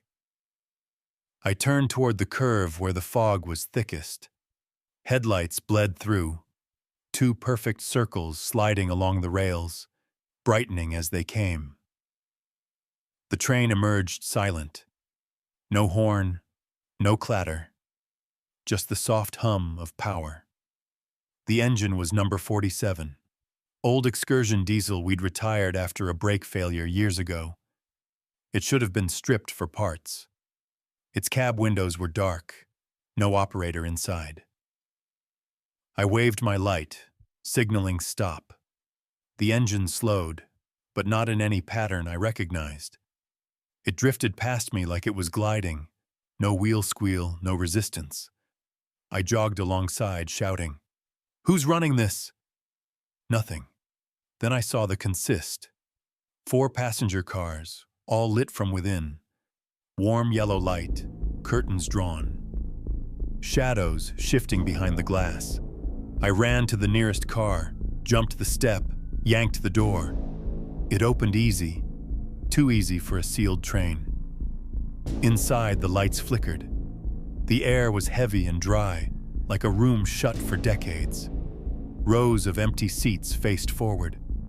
Or that's what I thought until the lights steadied. Then I saw them. Shapes sitting upright in every seat. Not moving, not breathing. Just outlines. Made of dust. Each one faced the windows, hands resting politely on knees. I backed out fast. The fog outside had thickened, muffling even my own footsteps. The engine rumbled to life again. "Dispatch," I said into the radio, voice shaking. "Train 47's active on the North Line. I repeat, active. Get someone on the yard feed." The radio hissed, then another voice came through. Mine. "Train 47's active on the North Line," it said, perfectly mimicking my tone. I ripped the earpiece out. The engine's horn finally blew, 3 long wails bending upward into something too high, too human. I stumbled back as the entire consist began to move faster, wheels grinding sparks off the rail. It passed me, a blur of yellow light and faces in the windows that didn't turn, didn't blink. Then the rear light disappeared into the fog, and the sound faded to nothing. For a long minute, I stood there alone on the line, fog curling around my boots. The air smelled like ozone and burnt dust. I walked back toward the yard, shaking, rehearsing what I'd say on the report. Some mechanical fault, maybe vandals, anything but what I'd seen. Half a mile later, I heard it again. Diesel rumble, faint at first, then swelling behind me. When I turned, The fog was empty, but my radio clicked on by itself. North line cleared, my own voice said. Passenger count, 1. The next morning, yard control called asking why engine 47 was sitting locked in the depot, with its wheels still warm and my signature freshly entered in the logbook.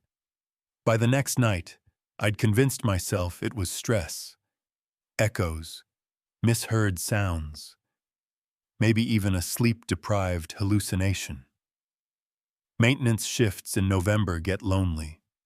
Fog and silence can trick the brain into hearing ghosts. That lie worked until the yardmaster called me in. He had the security footage pulled up on the depot monitor. Engine 47, parked neatly in Bay 3. The timestamp was from the same hour I'd seen it running the night before. The video showed the engine pulling into the yard on its own. No conductor, no visible crew, and stopping perfectly on its line. The brake lights flared once. Then, through the fog, the passenger cars rolled past, every window black. Funny thing, the yardmaster said, voice low. This train was decommissioned, but last night, somebody logged a maintenance run under your badge. He turned the screen toward me. The report form showed my employee ID, time-stamped 12:37 a.m., the same time the engine had passed me. I didn't know what to say. That night, I volunteered to go back up the North Line alone. I told myself I'd prove the footage was a loop, a glitch. But part of me knew better. I brought my flashlight, camera, and an old signal flare just in case. The fog started thick as milk again. The metal in the rail sang faintly underfoot. When I reached the curve where I'd seen the train, my phone vibrated. A notification from the Railway Network app. Incoming train, 47, passenger count, 1. Then came the sound. That slow diesel hum, steady as a heartbeat. Headlights bled through the fog, sliding toward me.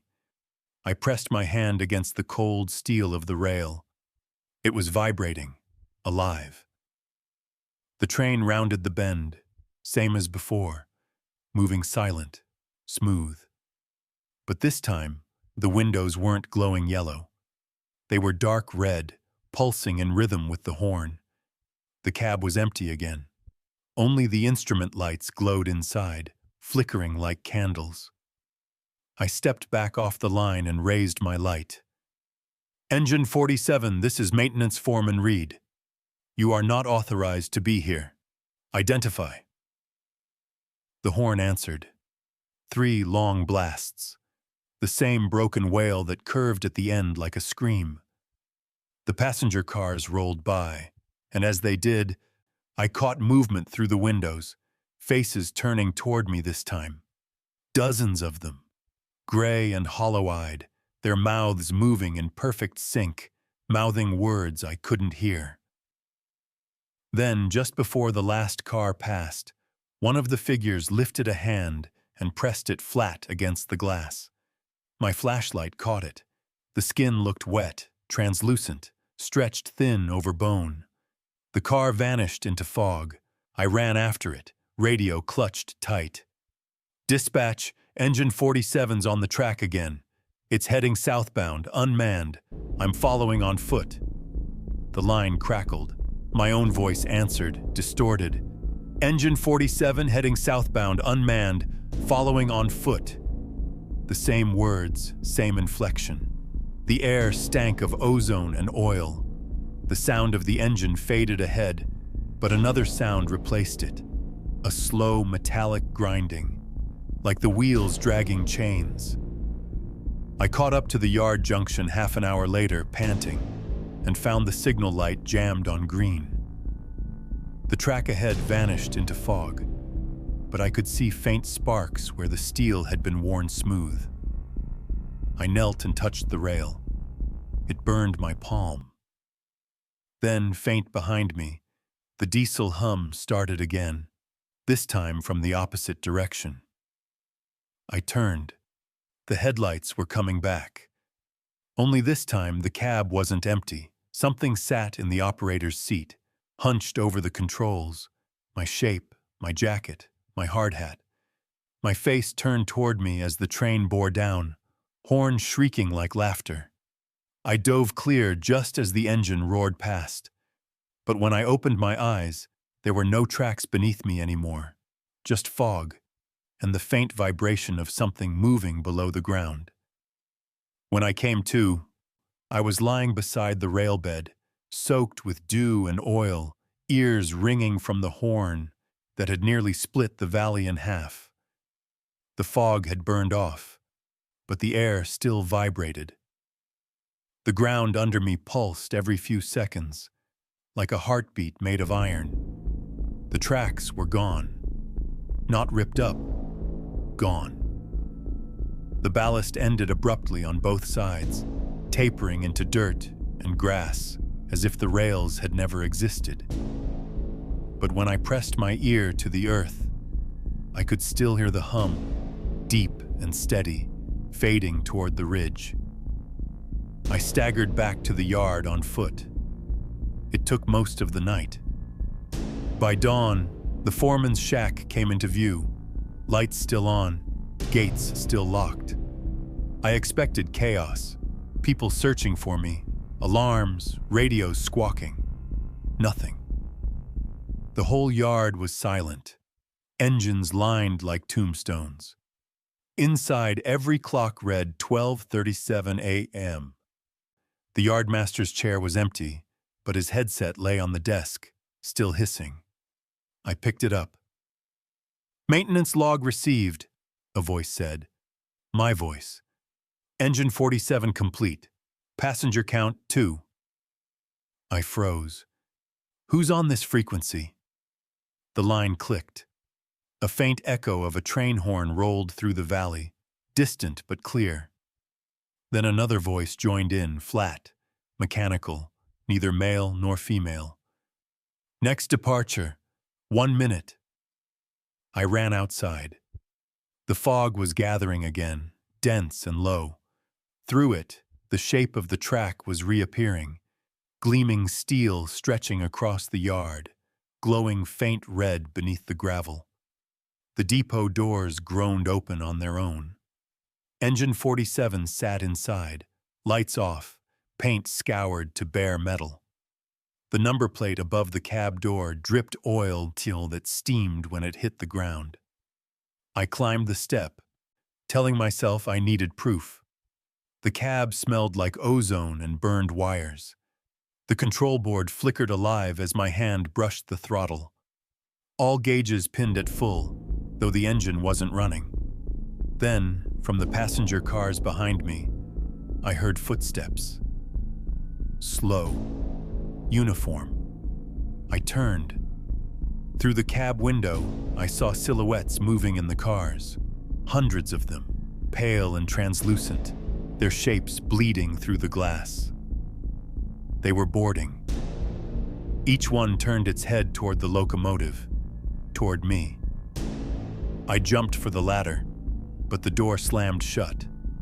The throttle jerked forward. The entire train lurched. Outside, the yard dissolved into fog. The rails glowed hotter, brighter, until the landscape became nothing but white and sound. "Dispatch!" I screamed into the radio. "Emergency, stop! Emergency!" Static. Then my own voice replied. Calm and steady. "Emergency stop confirmed. Arrival in progress." The cab walls started to tremble. The glass rattled. Through the windshield, the fog split open, revealing tunnels that shouldn't exist, arches of red brick and dripping water, twisting into the mountain like a throat. The horn blared once more, and the world bent. When the light cleared, the train wasn't in the valley anymore. The tracks ran through a cavern lined with rusted engines stacked like coffins. Faces pressed against every window, mine among them. Each mouth moved in perfect sync, whispering, Passenger count, 1. I slammed the emergency brake. Sparks exploded, filling the cab with choking smoke. The train screamed against its own wheels until it slowed, just enough for me to throw myself out the side window. I hit dirt. When I looked back, the train was gone. No rails, no sound, just a burned outline in the grass where the ballast had been. The company listed it as a hallucination, brought on by exposure to diesel fumes. They fired me, scrapped the yard, paved it over. But every November, right around the same night, the new highway lights flicker red for exactly 13 seconds. Truckers say they see 2 headlamps in the fog, pacing them through the gorge. And sometimes, when the wind dies, you can still hear the horn, 3 long notes rising into laughter. Last week, a letter arrived from the railway office, postmarked with my name and employee ID, confirming my return to active duty Engine 47 scheduled 12:37 a.m. I've hiked the Appalachian Trail section by section for years. November's always been my month. No crowds, no bugs, no noise except wind through leafless trees. I've seen fog roll through hollers like rivers and sunsets that make the whole ridge look like it's on fire. I know the trail's moods. That's why what happened last fall still doesn't make sense. It was supposed to be an easy 3-day trek, Roan Mountain to Iron Gap. Cold, clear, uneventful. The weather changed fast. Thin sleet, then a wet wind that cut through layers like paper. My tent collapsed around midnight, so I packed up and started walking. I figured I'd reach the next shelter by morning, but the trail markers vanished in the fog. I don't mean I missed one. I mean they weren't there. No white blazes, no reflective posts, nothing. The forest looked wrong too, like someone had stretched it sideways. Every few steps, my headlamp caught faint glimmers in the trees, shapes that looked like window frames, fences, maybe glass. Around dawn, I smelled smoke.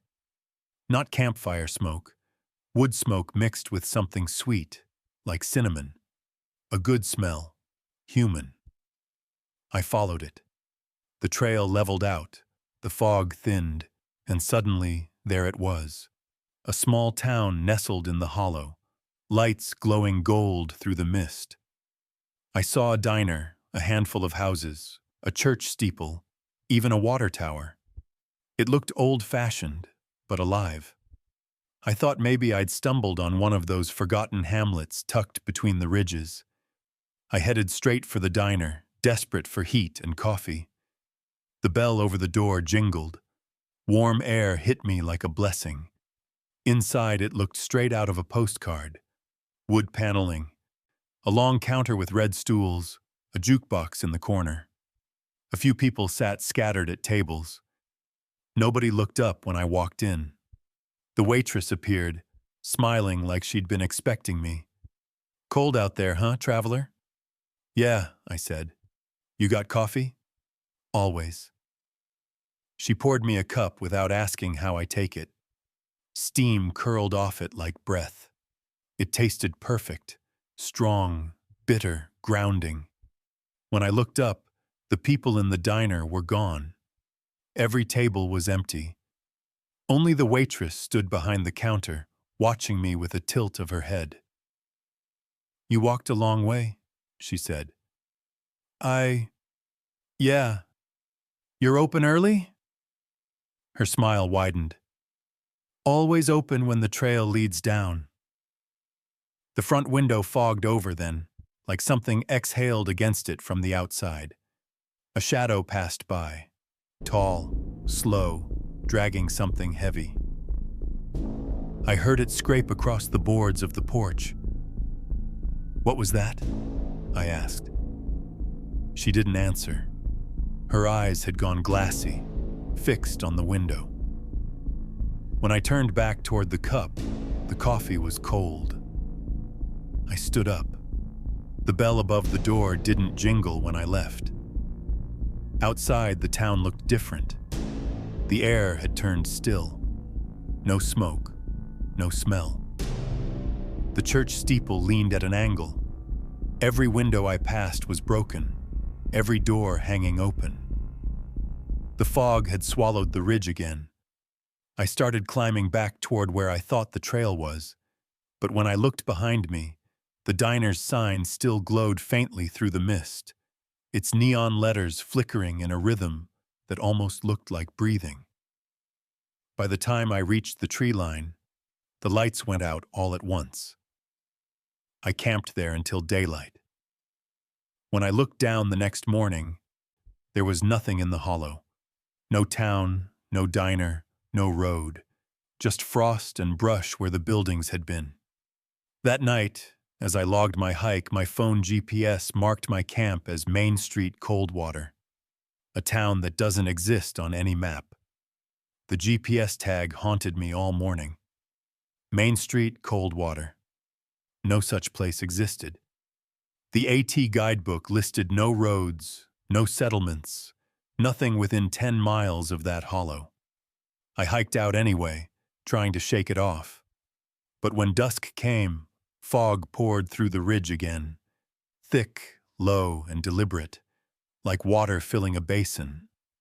The air smelled faintly of wood smoke and cinnamon, exactly the way it had before.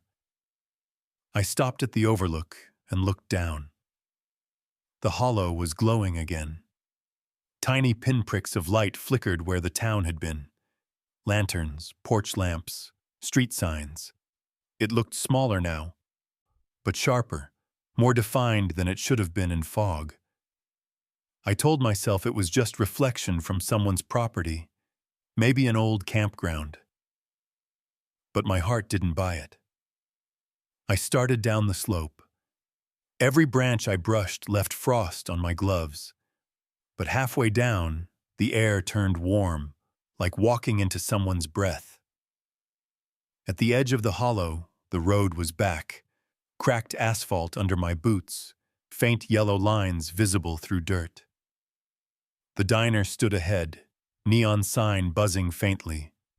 Open all night. I told myself I'd take one photo, just proof for later.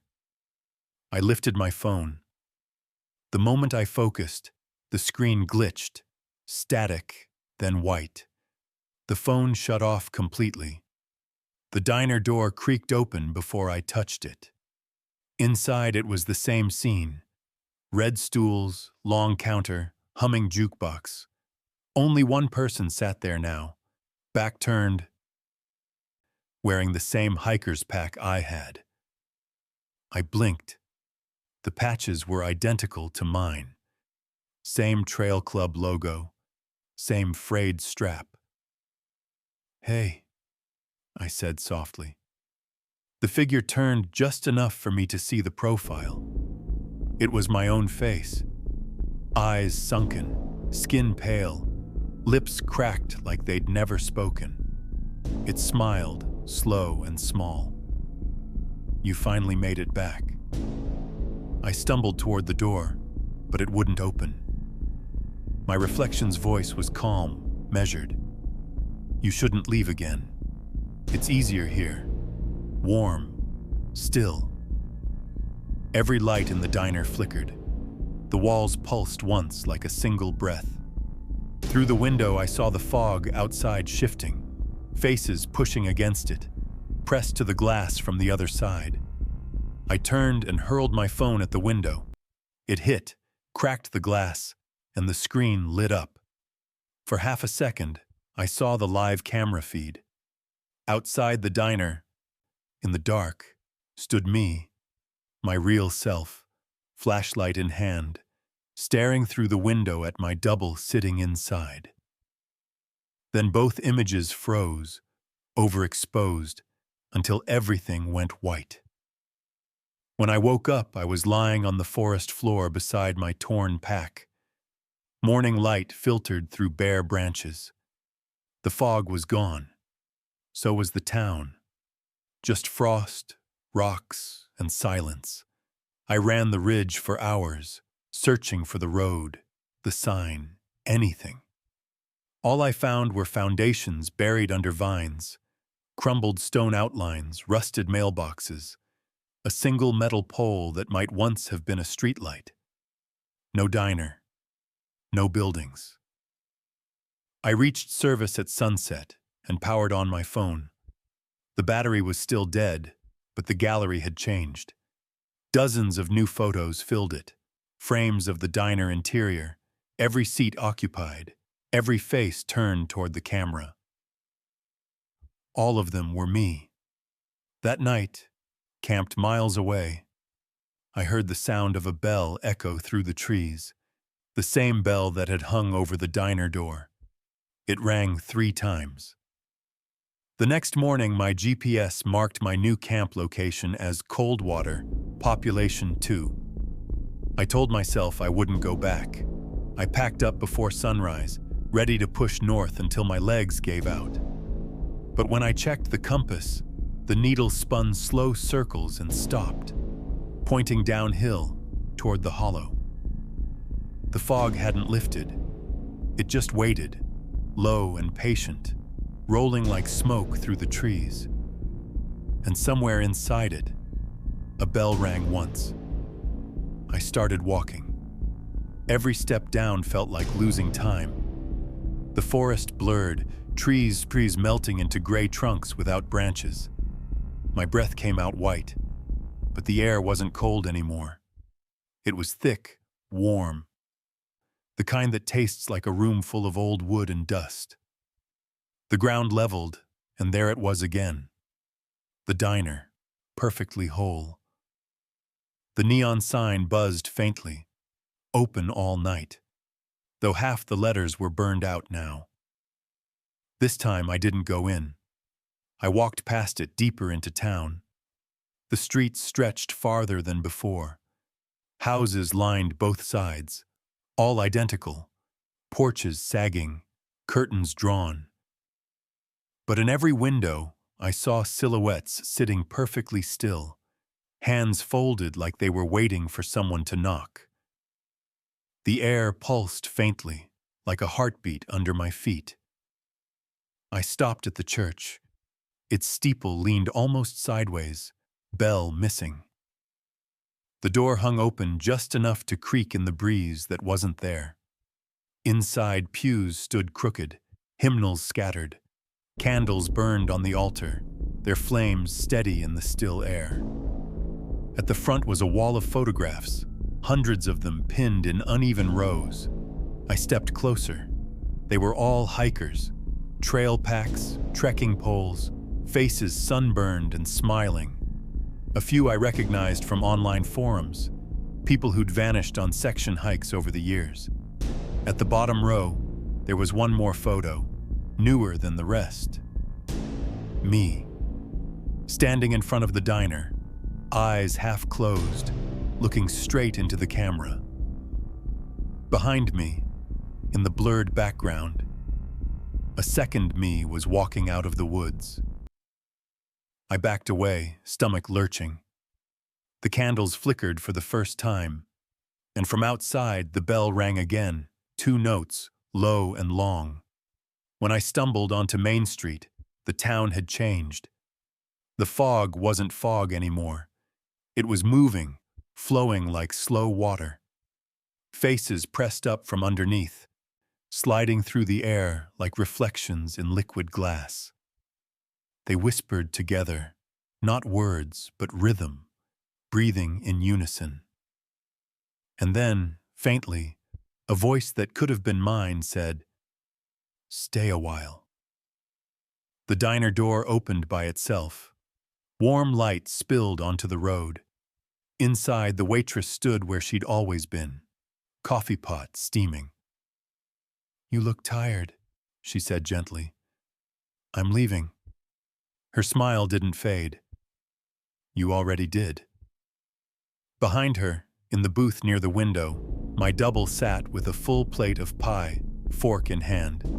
He looked up and waved. "Sit down," he said.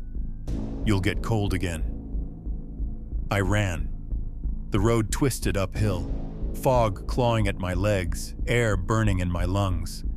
I didn't look back till the ground gave way beneath my boots and I was falling. Through frost, through silence, through nothing. I woke on the trail at noon.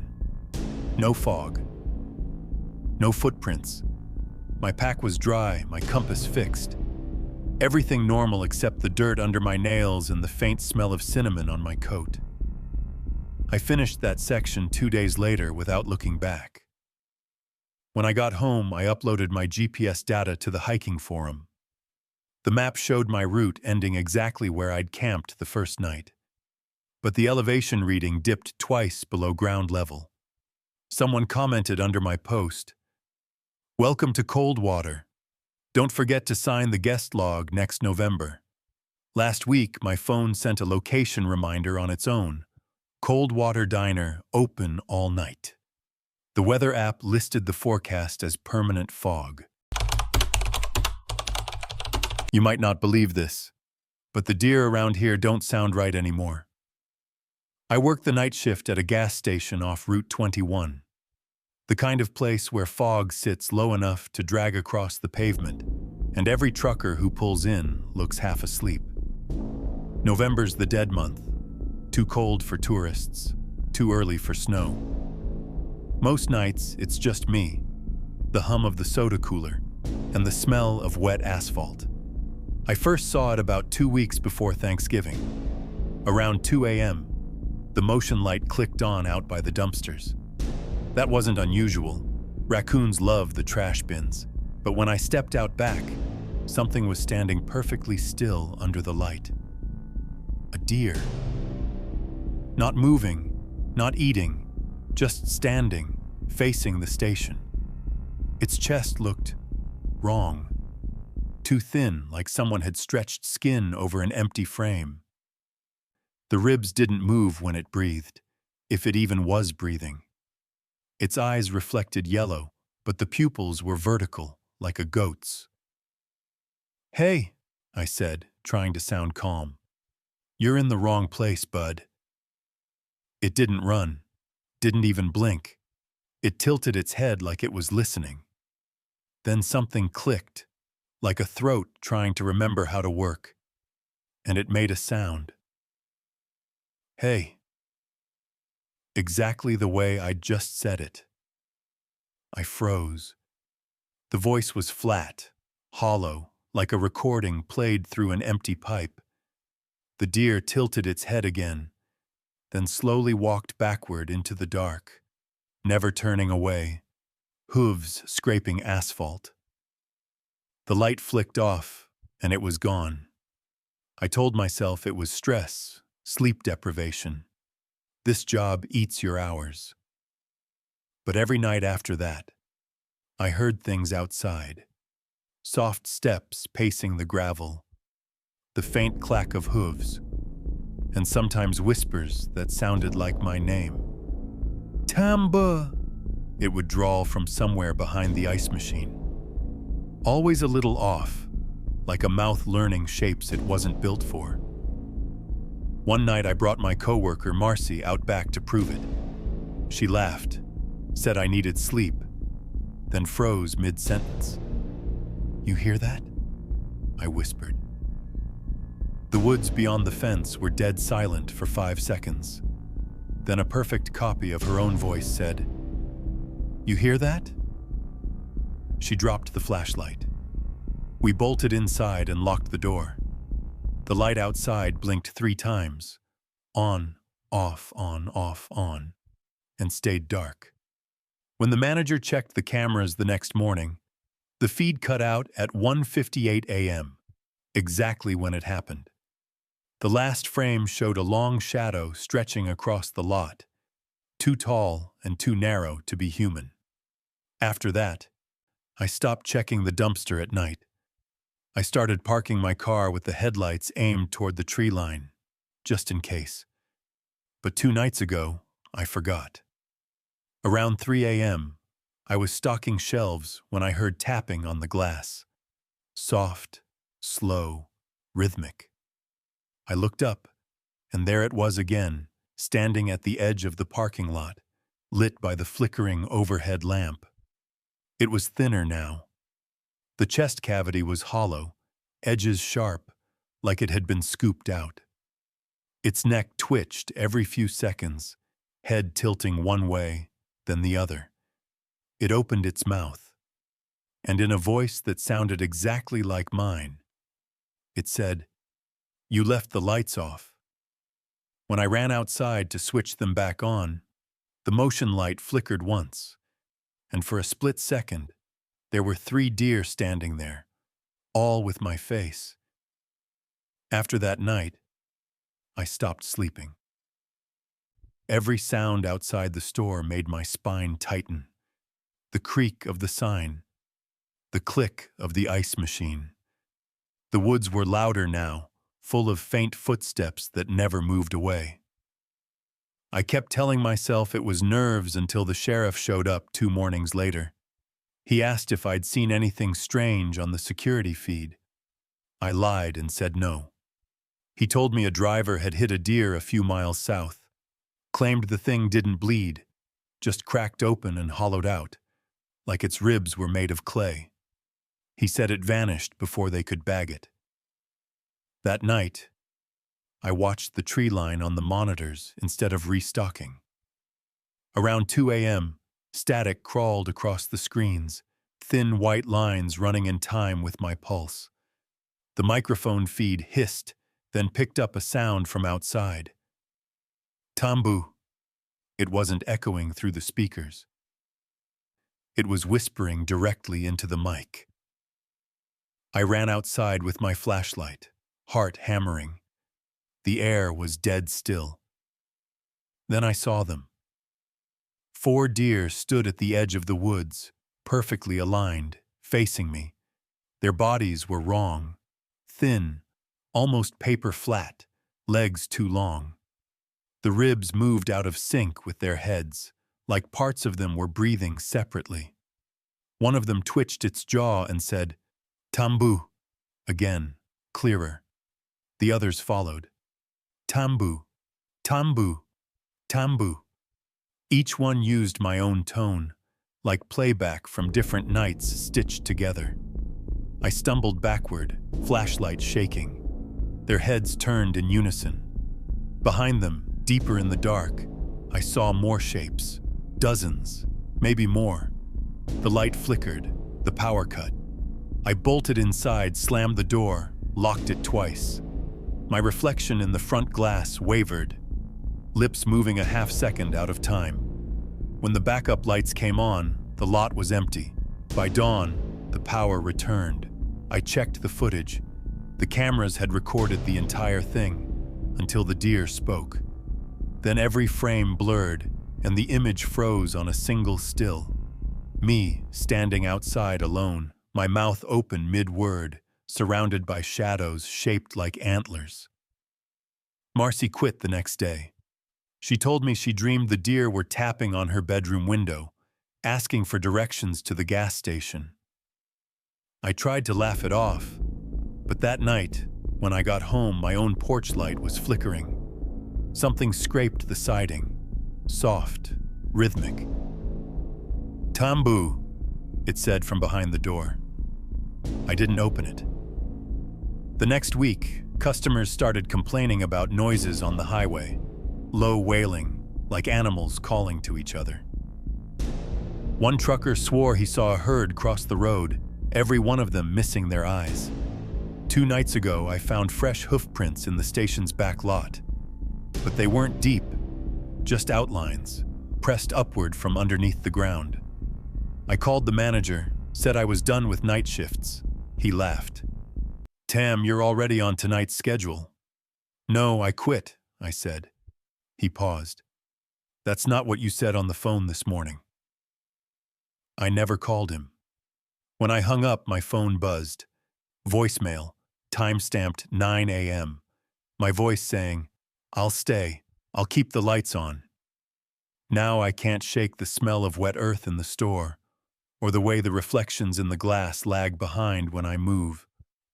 The woods are too quiet. The deer haven't shown themselves again, But I hear hooves behind the walls sometimes. Slow, patient, pacing in circles. Tonight the mic picked up something new. My own voice whispering from outside. Tambu, open the door. We can't wear the shape without you. I lasted one more night. By then, the air inside the gas station felt heavy, stale, like it had been sitting too long. The hum of the coolers had gone uneven, rising and falling like breathing. Every time it hit that low frequency, I could hear faint knocks coming from the floor. The cameras glitched again around 1:30 a.m. Static flickered through the monitor, resolving for a second into a still frame of the parking lot, empty, except for a dark shape just at the edge of the light. A deer, standing crooked, its shadow longer than its body. I turned up the volume on the mic feed. A wet sound leaked through, hooves dragging against asphalt, and underneath it, a whisper. My voice, distorted and slow. Tambu, lights off. The breakers tripped. Darkness swallowed the store. The emergency lamp near the counter blinked on, pale and weak. Outside, shapes moved through the fog. Not walking, folding. Legs bending the wrong way, ribs flexing like insect wings. Their bodies shimmered as if hollow shells were filled with something darker than air. They stopped at the glass doors. I froze behind the counter. Their eyes glowed yellow and vertical, catching the emergency light. One stepped closer. Its skin stretched thin over the cavity in its chest, where something faintly pulsed.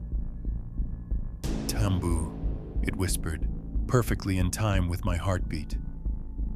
I backed toward the storage room. You can't come in, I said, though my voice sounded small, foreign. The deer tilted its head. Then, using my voice, it said, You already opened the door. The handle rattled.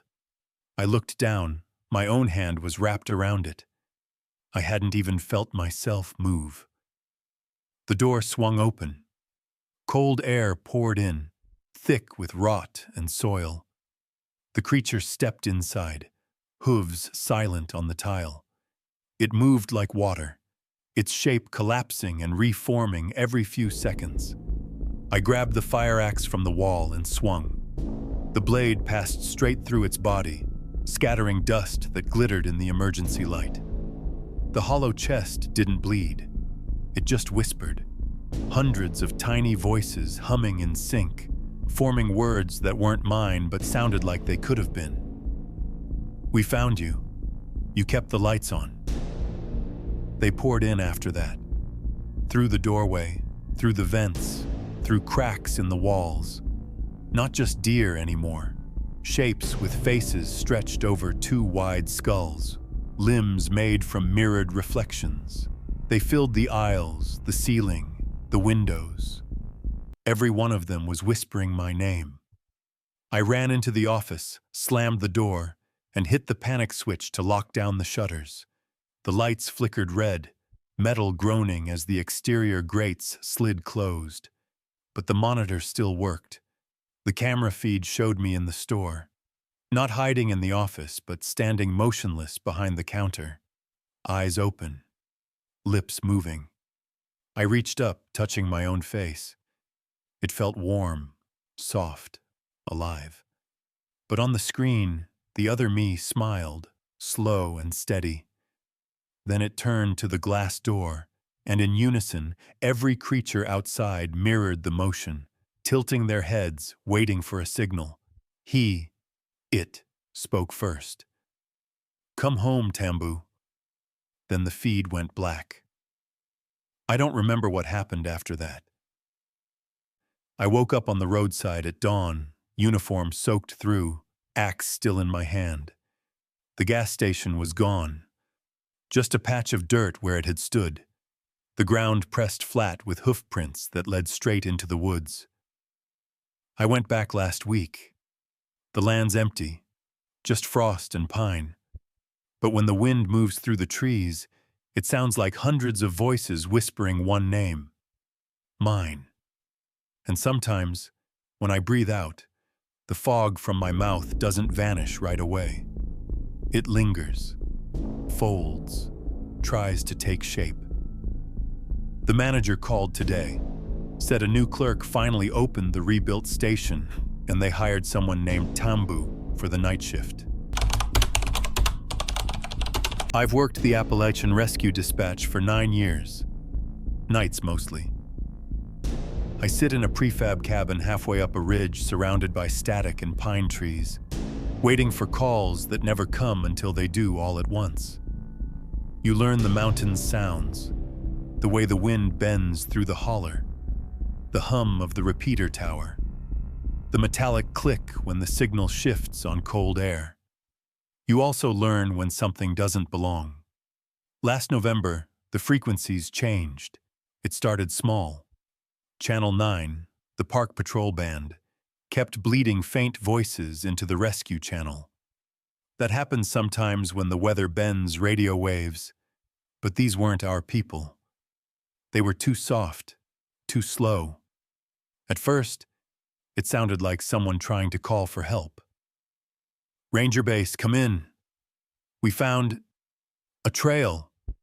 There's light. The words broke apart in static. I checked the logs. No units were active that night. I called out, "Copy that. This is Blue Ridge Dispatch.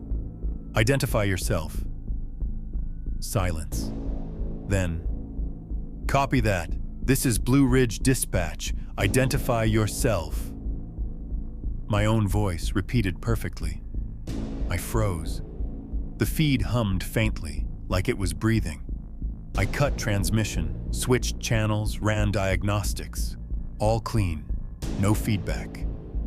By morning, the signal was gone. I logged it as atmospheric interference. The next night, it came back. Different channel, same pattern. Sometimes it was a man's voice, sometimes a woman's, sometimes children laughing faintly in the static. None of them registered on GPS. The signal strength stayed fixed, like it was coming from right outside the station. Then one night, while I was logging calls, I heard tapping on the door. 3 slow knocks, evenly spaced. I went out with my flashlight. No one there. Just the radio antenna humming overhead, red light pulsing through fog. When I came back in, the transmitter was still keyed on. The sound coming through wasn't static anymore. It was whispering. My name. Over and over, in a voice that wasn't mine but knew how to sound like it. "Anna. Anna." I shut the system down, pulled the main fuse, sat in total dark with nothing but my breath for company. By dawn, I was ready to write it off as exhaustion. But when the morning ranger crew checked in, one of them said something that chilled me flat. He asked if I'd been calling his unit through the night. When I told him no, he said, "We heard you. Same tone, same phrasing. You told us to turn east at the fork." That path led to a collapsed trail we closed years ago after a landslide. They went anyway. They never came back. 2 days later, we found their radios buried in silt, still powered on. The last recorded message was my voice saying, "Keep going. You're almost through." I hadn't touched my mic since the night the whisper started. The command office pulled the logs, tried to trace the source, but all they found was a continuous transmission loop bouncing between towers, an echo with no origin. That was last year. Now it's November again. The air's colder, thinner, and tonight, Channel 9 is humming again. I can hear someone breathing through the static. It sounds like me. I just heard my own voice over the radio say, "Anna, if you're hearing this, don't answer back." The night after that transmission, I stopped using my name on the radio, It sounds paranoid, I know, but I'd learned something about sound in these mountains. Once it learns you, it doesn't forget. I switched all transmissions to numeric codes, no identifiers. The static still bled through, soft and rhythmic, like breath against glass. At 1:12 a.m., Channel 9 opened by itself. I didn't touch the dial. A faint voice whispered through the static. "Unit 9, do you copy? We're at the ridge, lights ahead, following." The voice sounded familiar. I checked the logs. It was the same message that came through a year ago, the one before the team vanished. Word for word. Same pauses. Same breath. Then came another voice. Fainter, like it was buried under soil. "Anna, don't let them follow the light." The transmission looped twice, then died. I sat frozen for maybe a full minute before I grabbed my keys and left the post. I shouldn't have. Dispatchers don't leave their boards, but I couldn't shake the feeling that someone was out there repeating the same mistake, walking into the same hollow. The ridge road was half frozen, fogged so thick my high beams looked like white walls. The repeater tower blinked through the mist. 3 red lights, steady. Except when I got closer, I realized one of them wasn't a light.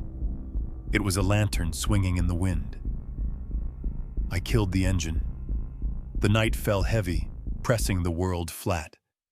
From somewhere up the slope came a low sound, like wind moaning through stone. Then words. "Dispatch, we're almost there." It was my voice again. I followed the sound until I saw them. 4 figures in park ranger jackets, climbing the ridge single file. Their headlamps glowed pale blue. I called out, "Stop! This area's closed!" They didn't stop. They moved like they couldn't hear me, slow and synchronized, their lights pulsing in rhythm with the repeater tower's beacon. I got closer. My boots crunched on frost. The nearest figure turned, and my breath caught. Its face wasn't a face. It was smooth, the texture of wet clay, and where a mouth should have been, the skin pulsed outward with every word. "Anna, come in." Not from the figure, from behind me. I spun. The radio on my belt was keyed open, green light blinking. My own voice whispered from it. "Don't let them talk. Don't let them finish." I dropped the radio. The 4 figures froze mid-step. Then, slowly, they all turned toward me. The fog behind them moved like muscle. I couldn't see where it ended. It just rolled up the ridge, carrying whispers that overlapped until they blurred into one endless voice. I ran. The air hummed so loud, I could feel it in my bones. I didn't stop until the tower's red beacon flickered in front of me again. The lantern was gone. In its place hung an old rescue tag, half rusted, swinging on a wire. The name stamped into it was mine. I got back to the dispatch cabin before dawn, shaking so hard I dropped my keys twice. When I turned the main console on, all 5 channels were already live, each broadcasting the same sound. Wind, then faint laughter, then me saying, "Unit 9, copy that." But here's the part that still keeps me up. I traced the transmissions. Each signal was coming from a different repeater tower, and all of those towers had been decommissioned since 2015. Tonight the static started whispering again.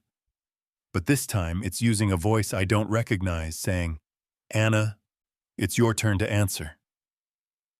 By the 3rd night, I stopped fighting it. Whatever was happening wasn't interference. It was listening. Every time I tried to shut down the channels, another one opened. The boards blinked like a heartbeat.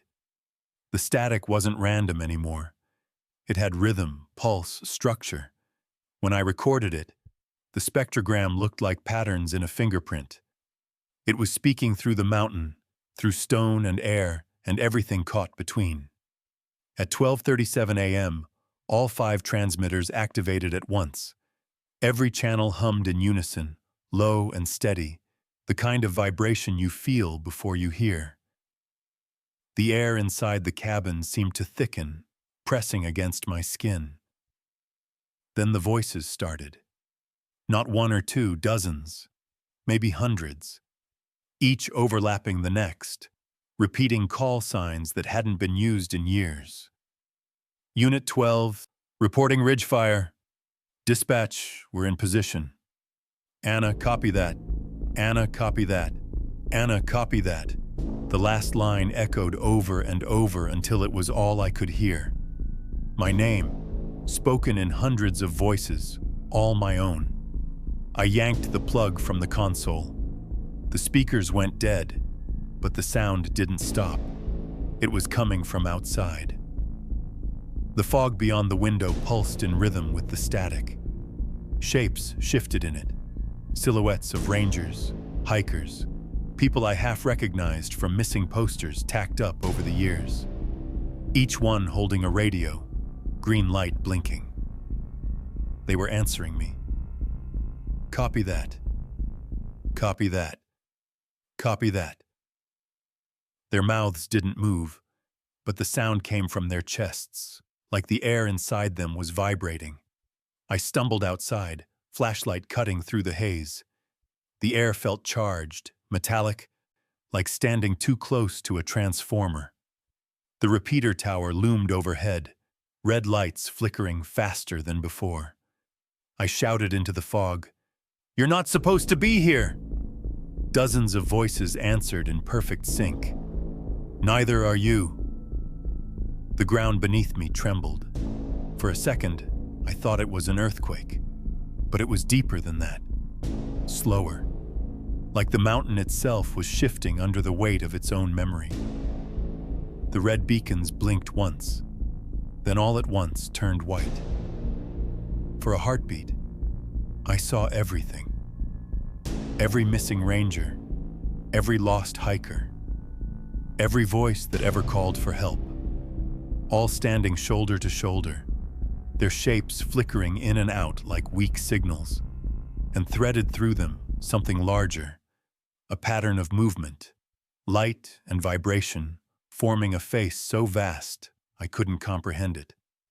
The mountain wasn't haunted, it was alive, and it wanted me to listen. My radio crackled back to life in my hand. A single clear voice spoke through the static. "Anna, if you can hear this, you have to answer." It sounded like me, but the tone was wrong.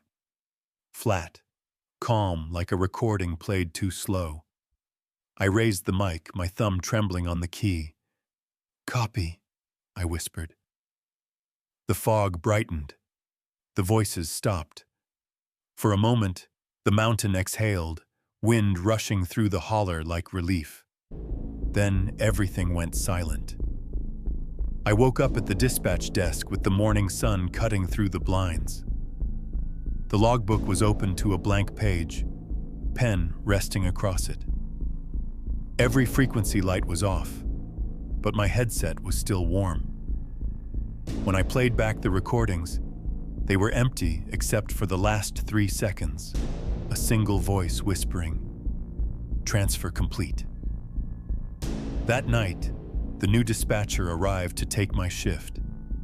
I watched her walk up the steps, radio on her shoulder, voice cheerful through the static as she checked in. "Blue Ridge Base, this is Unit 9 signing on." And through her radio, just faint enough that I might have imagined it, I heard my own voice reply, "Copy that." The mountain hummed once. The red beacon blinked alive again. If you ever drive through the Blue Ridge after midnight, tune your radio to 147.9. You'll hear dispatch calling your name, Because once the mountain knows your voice, it never lets go.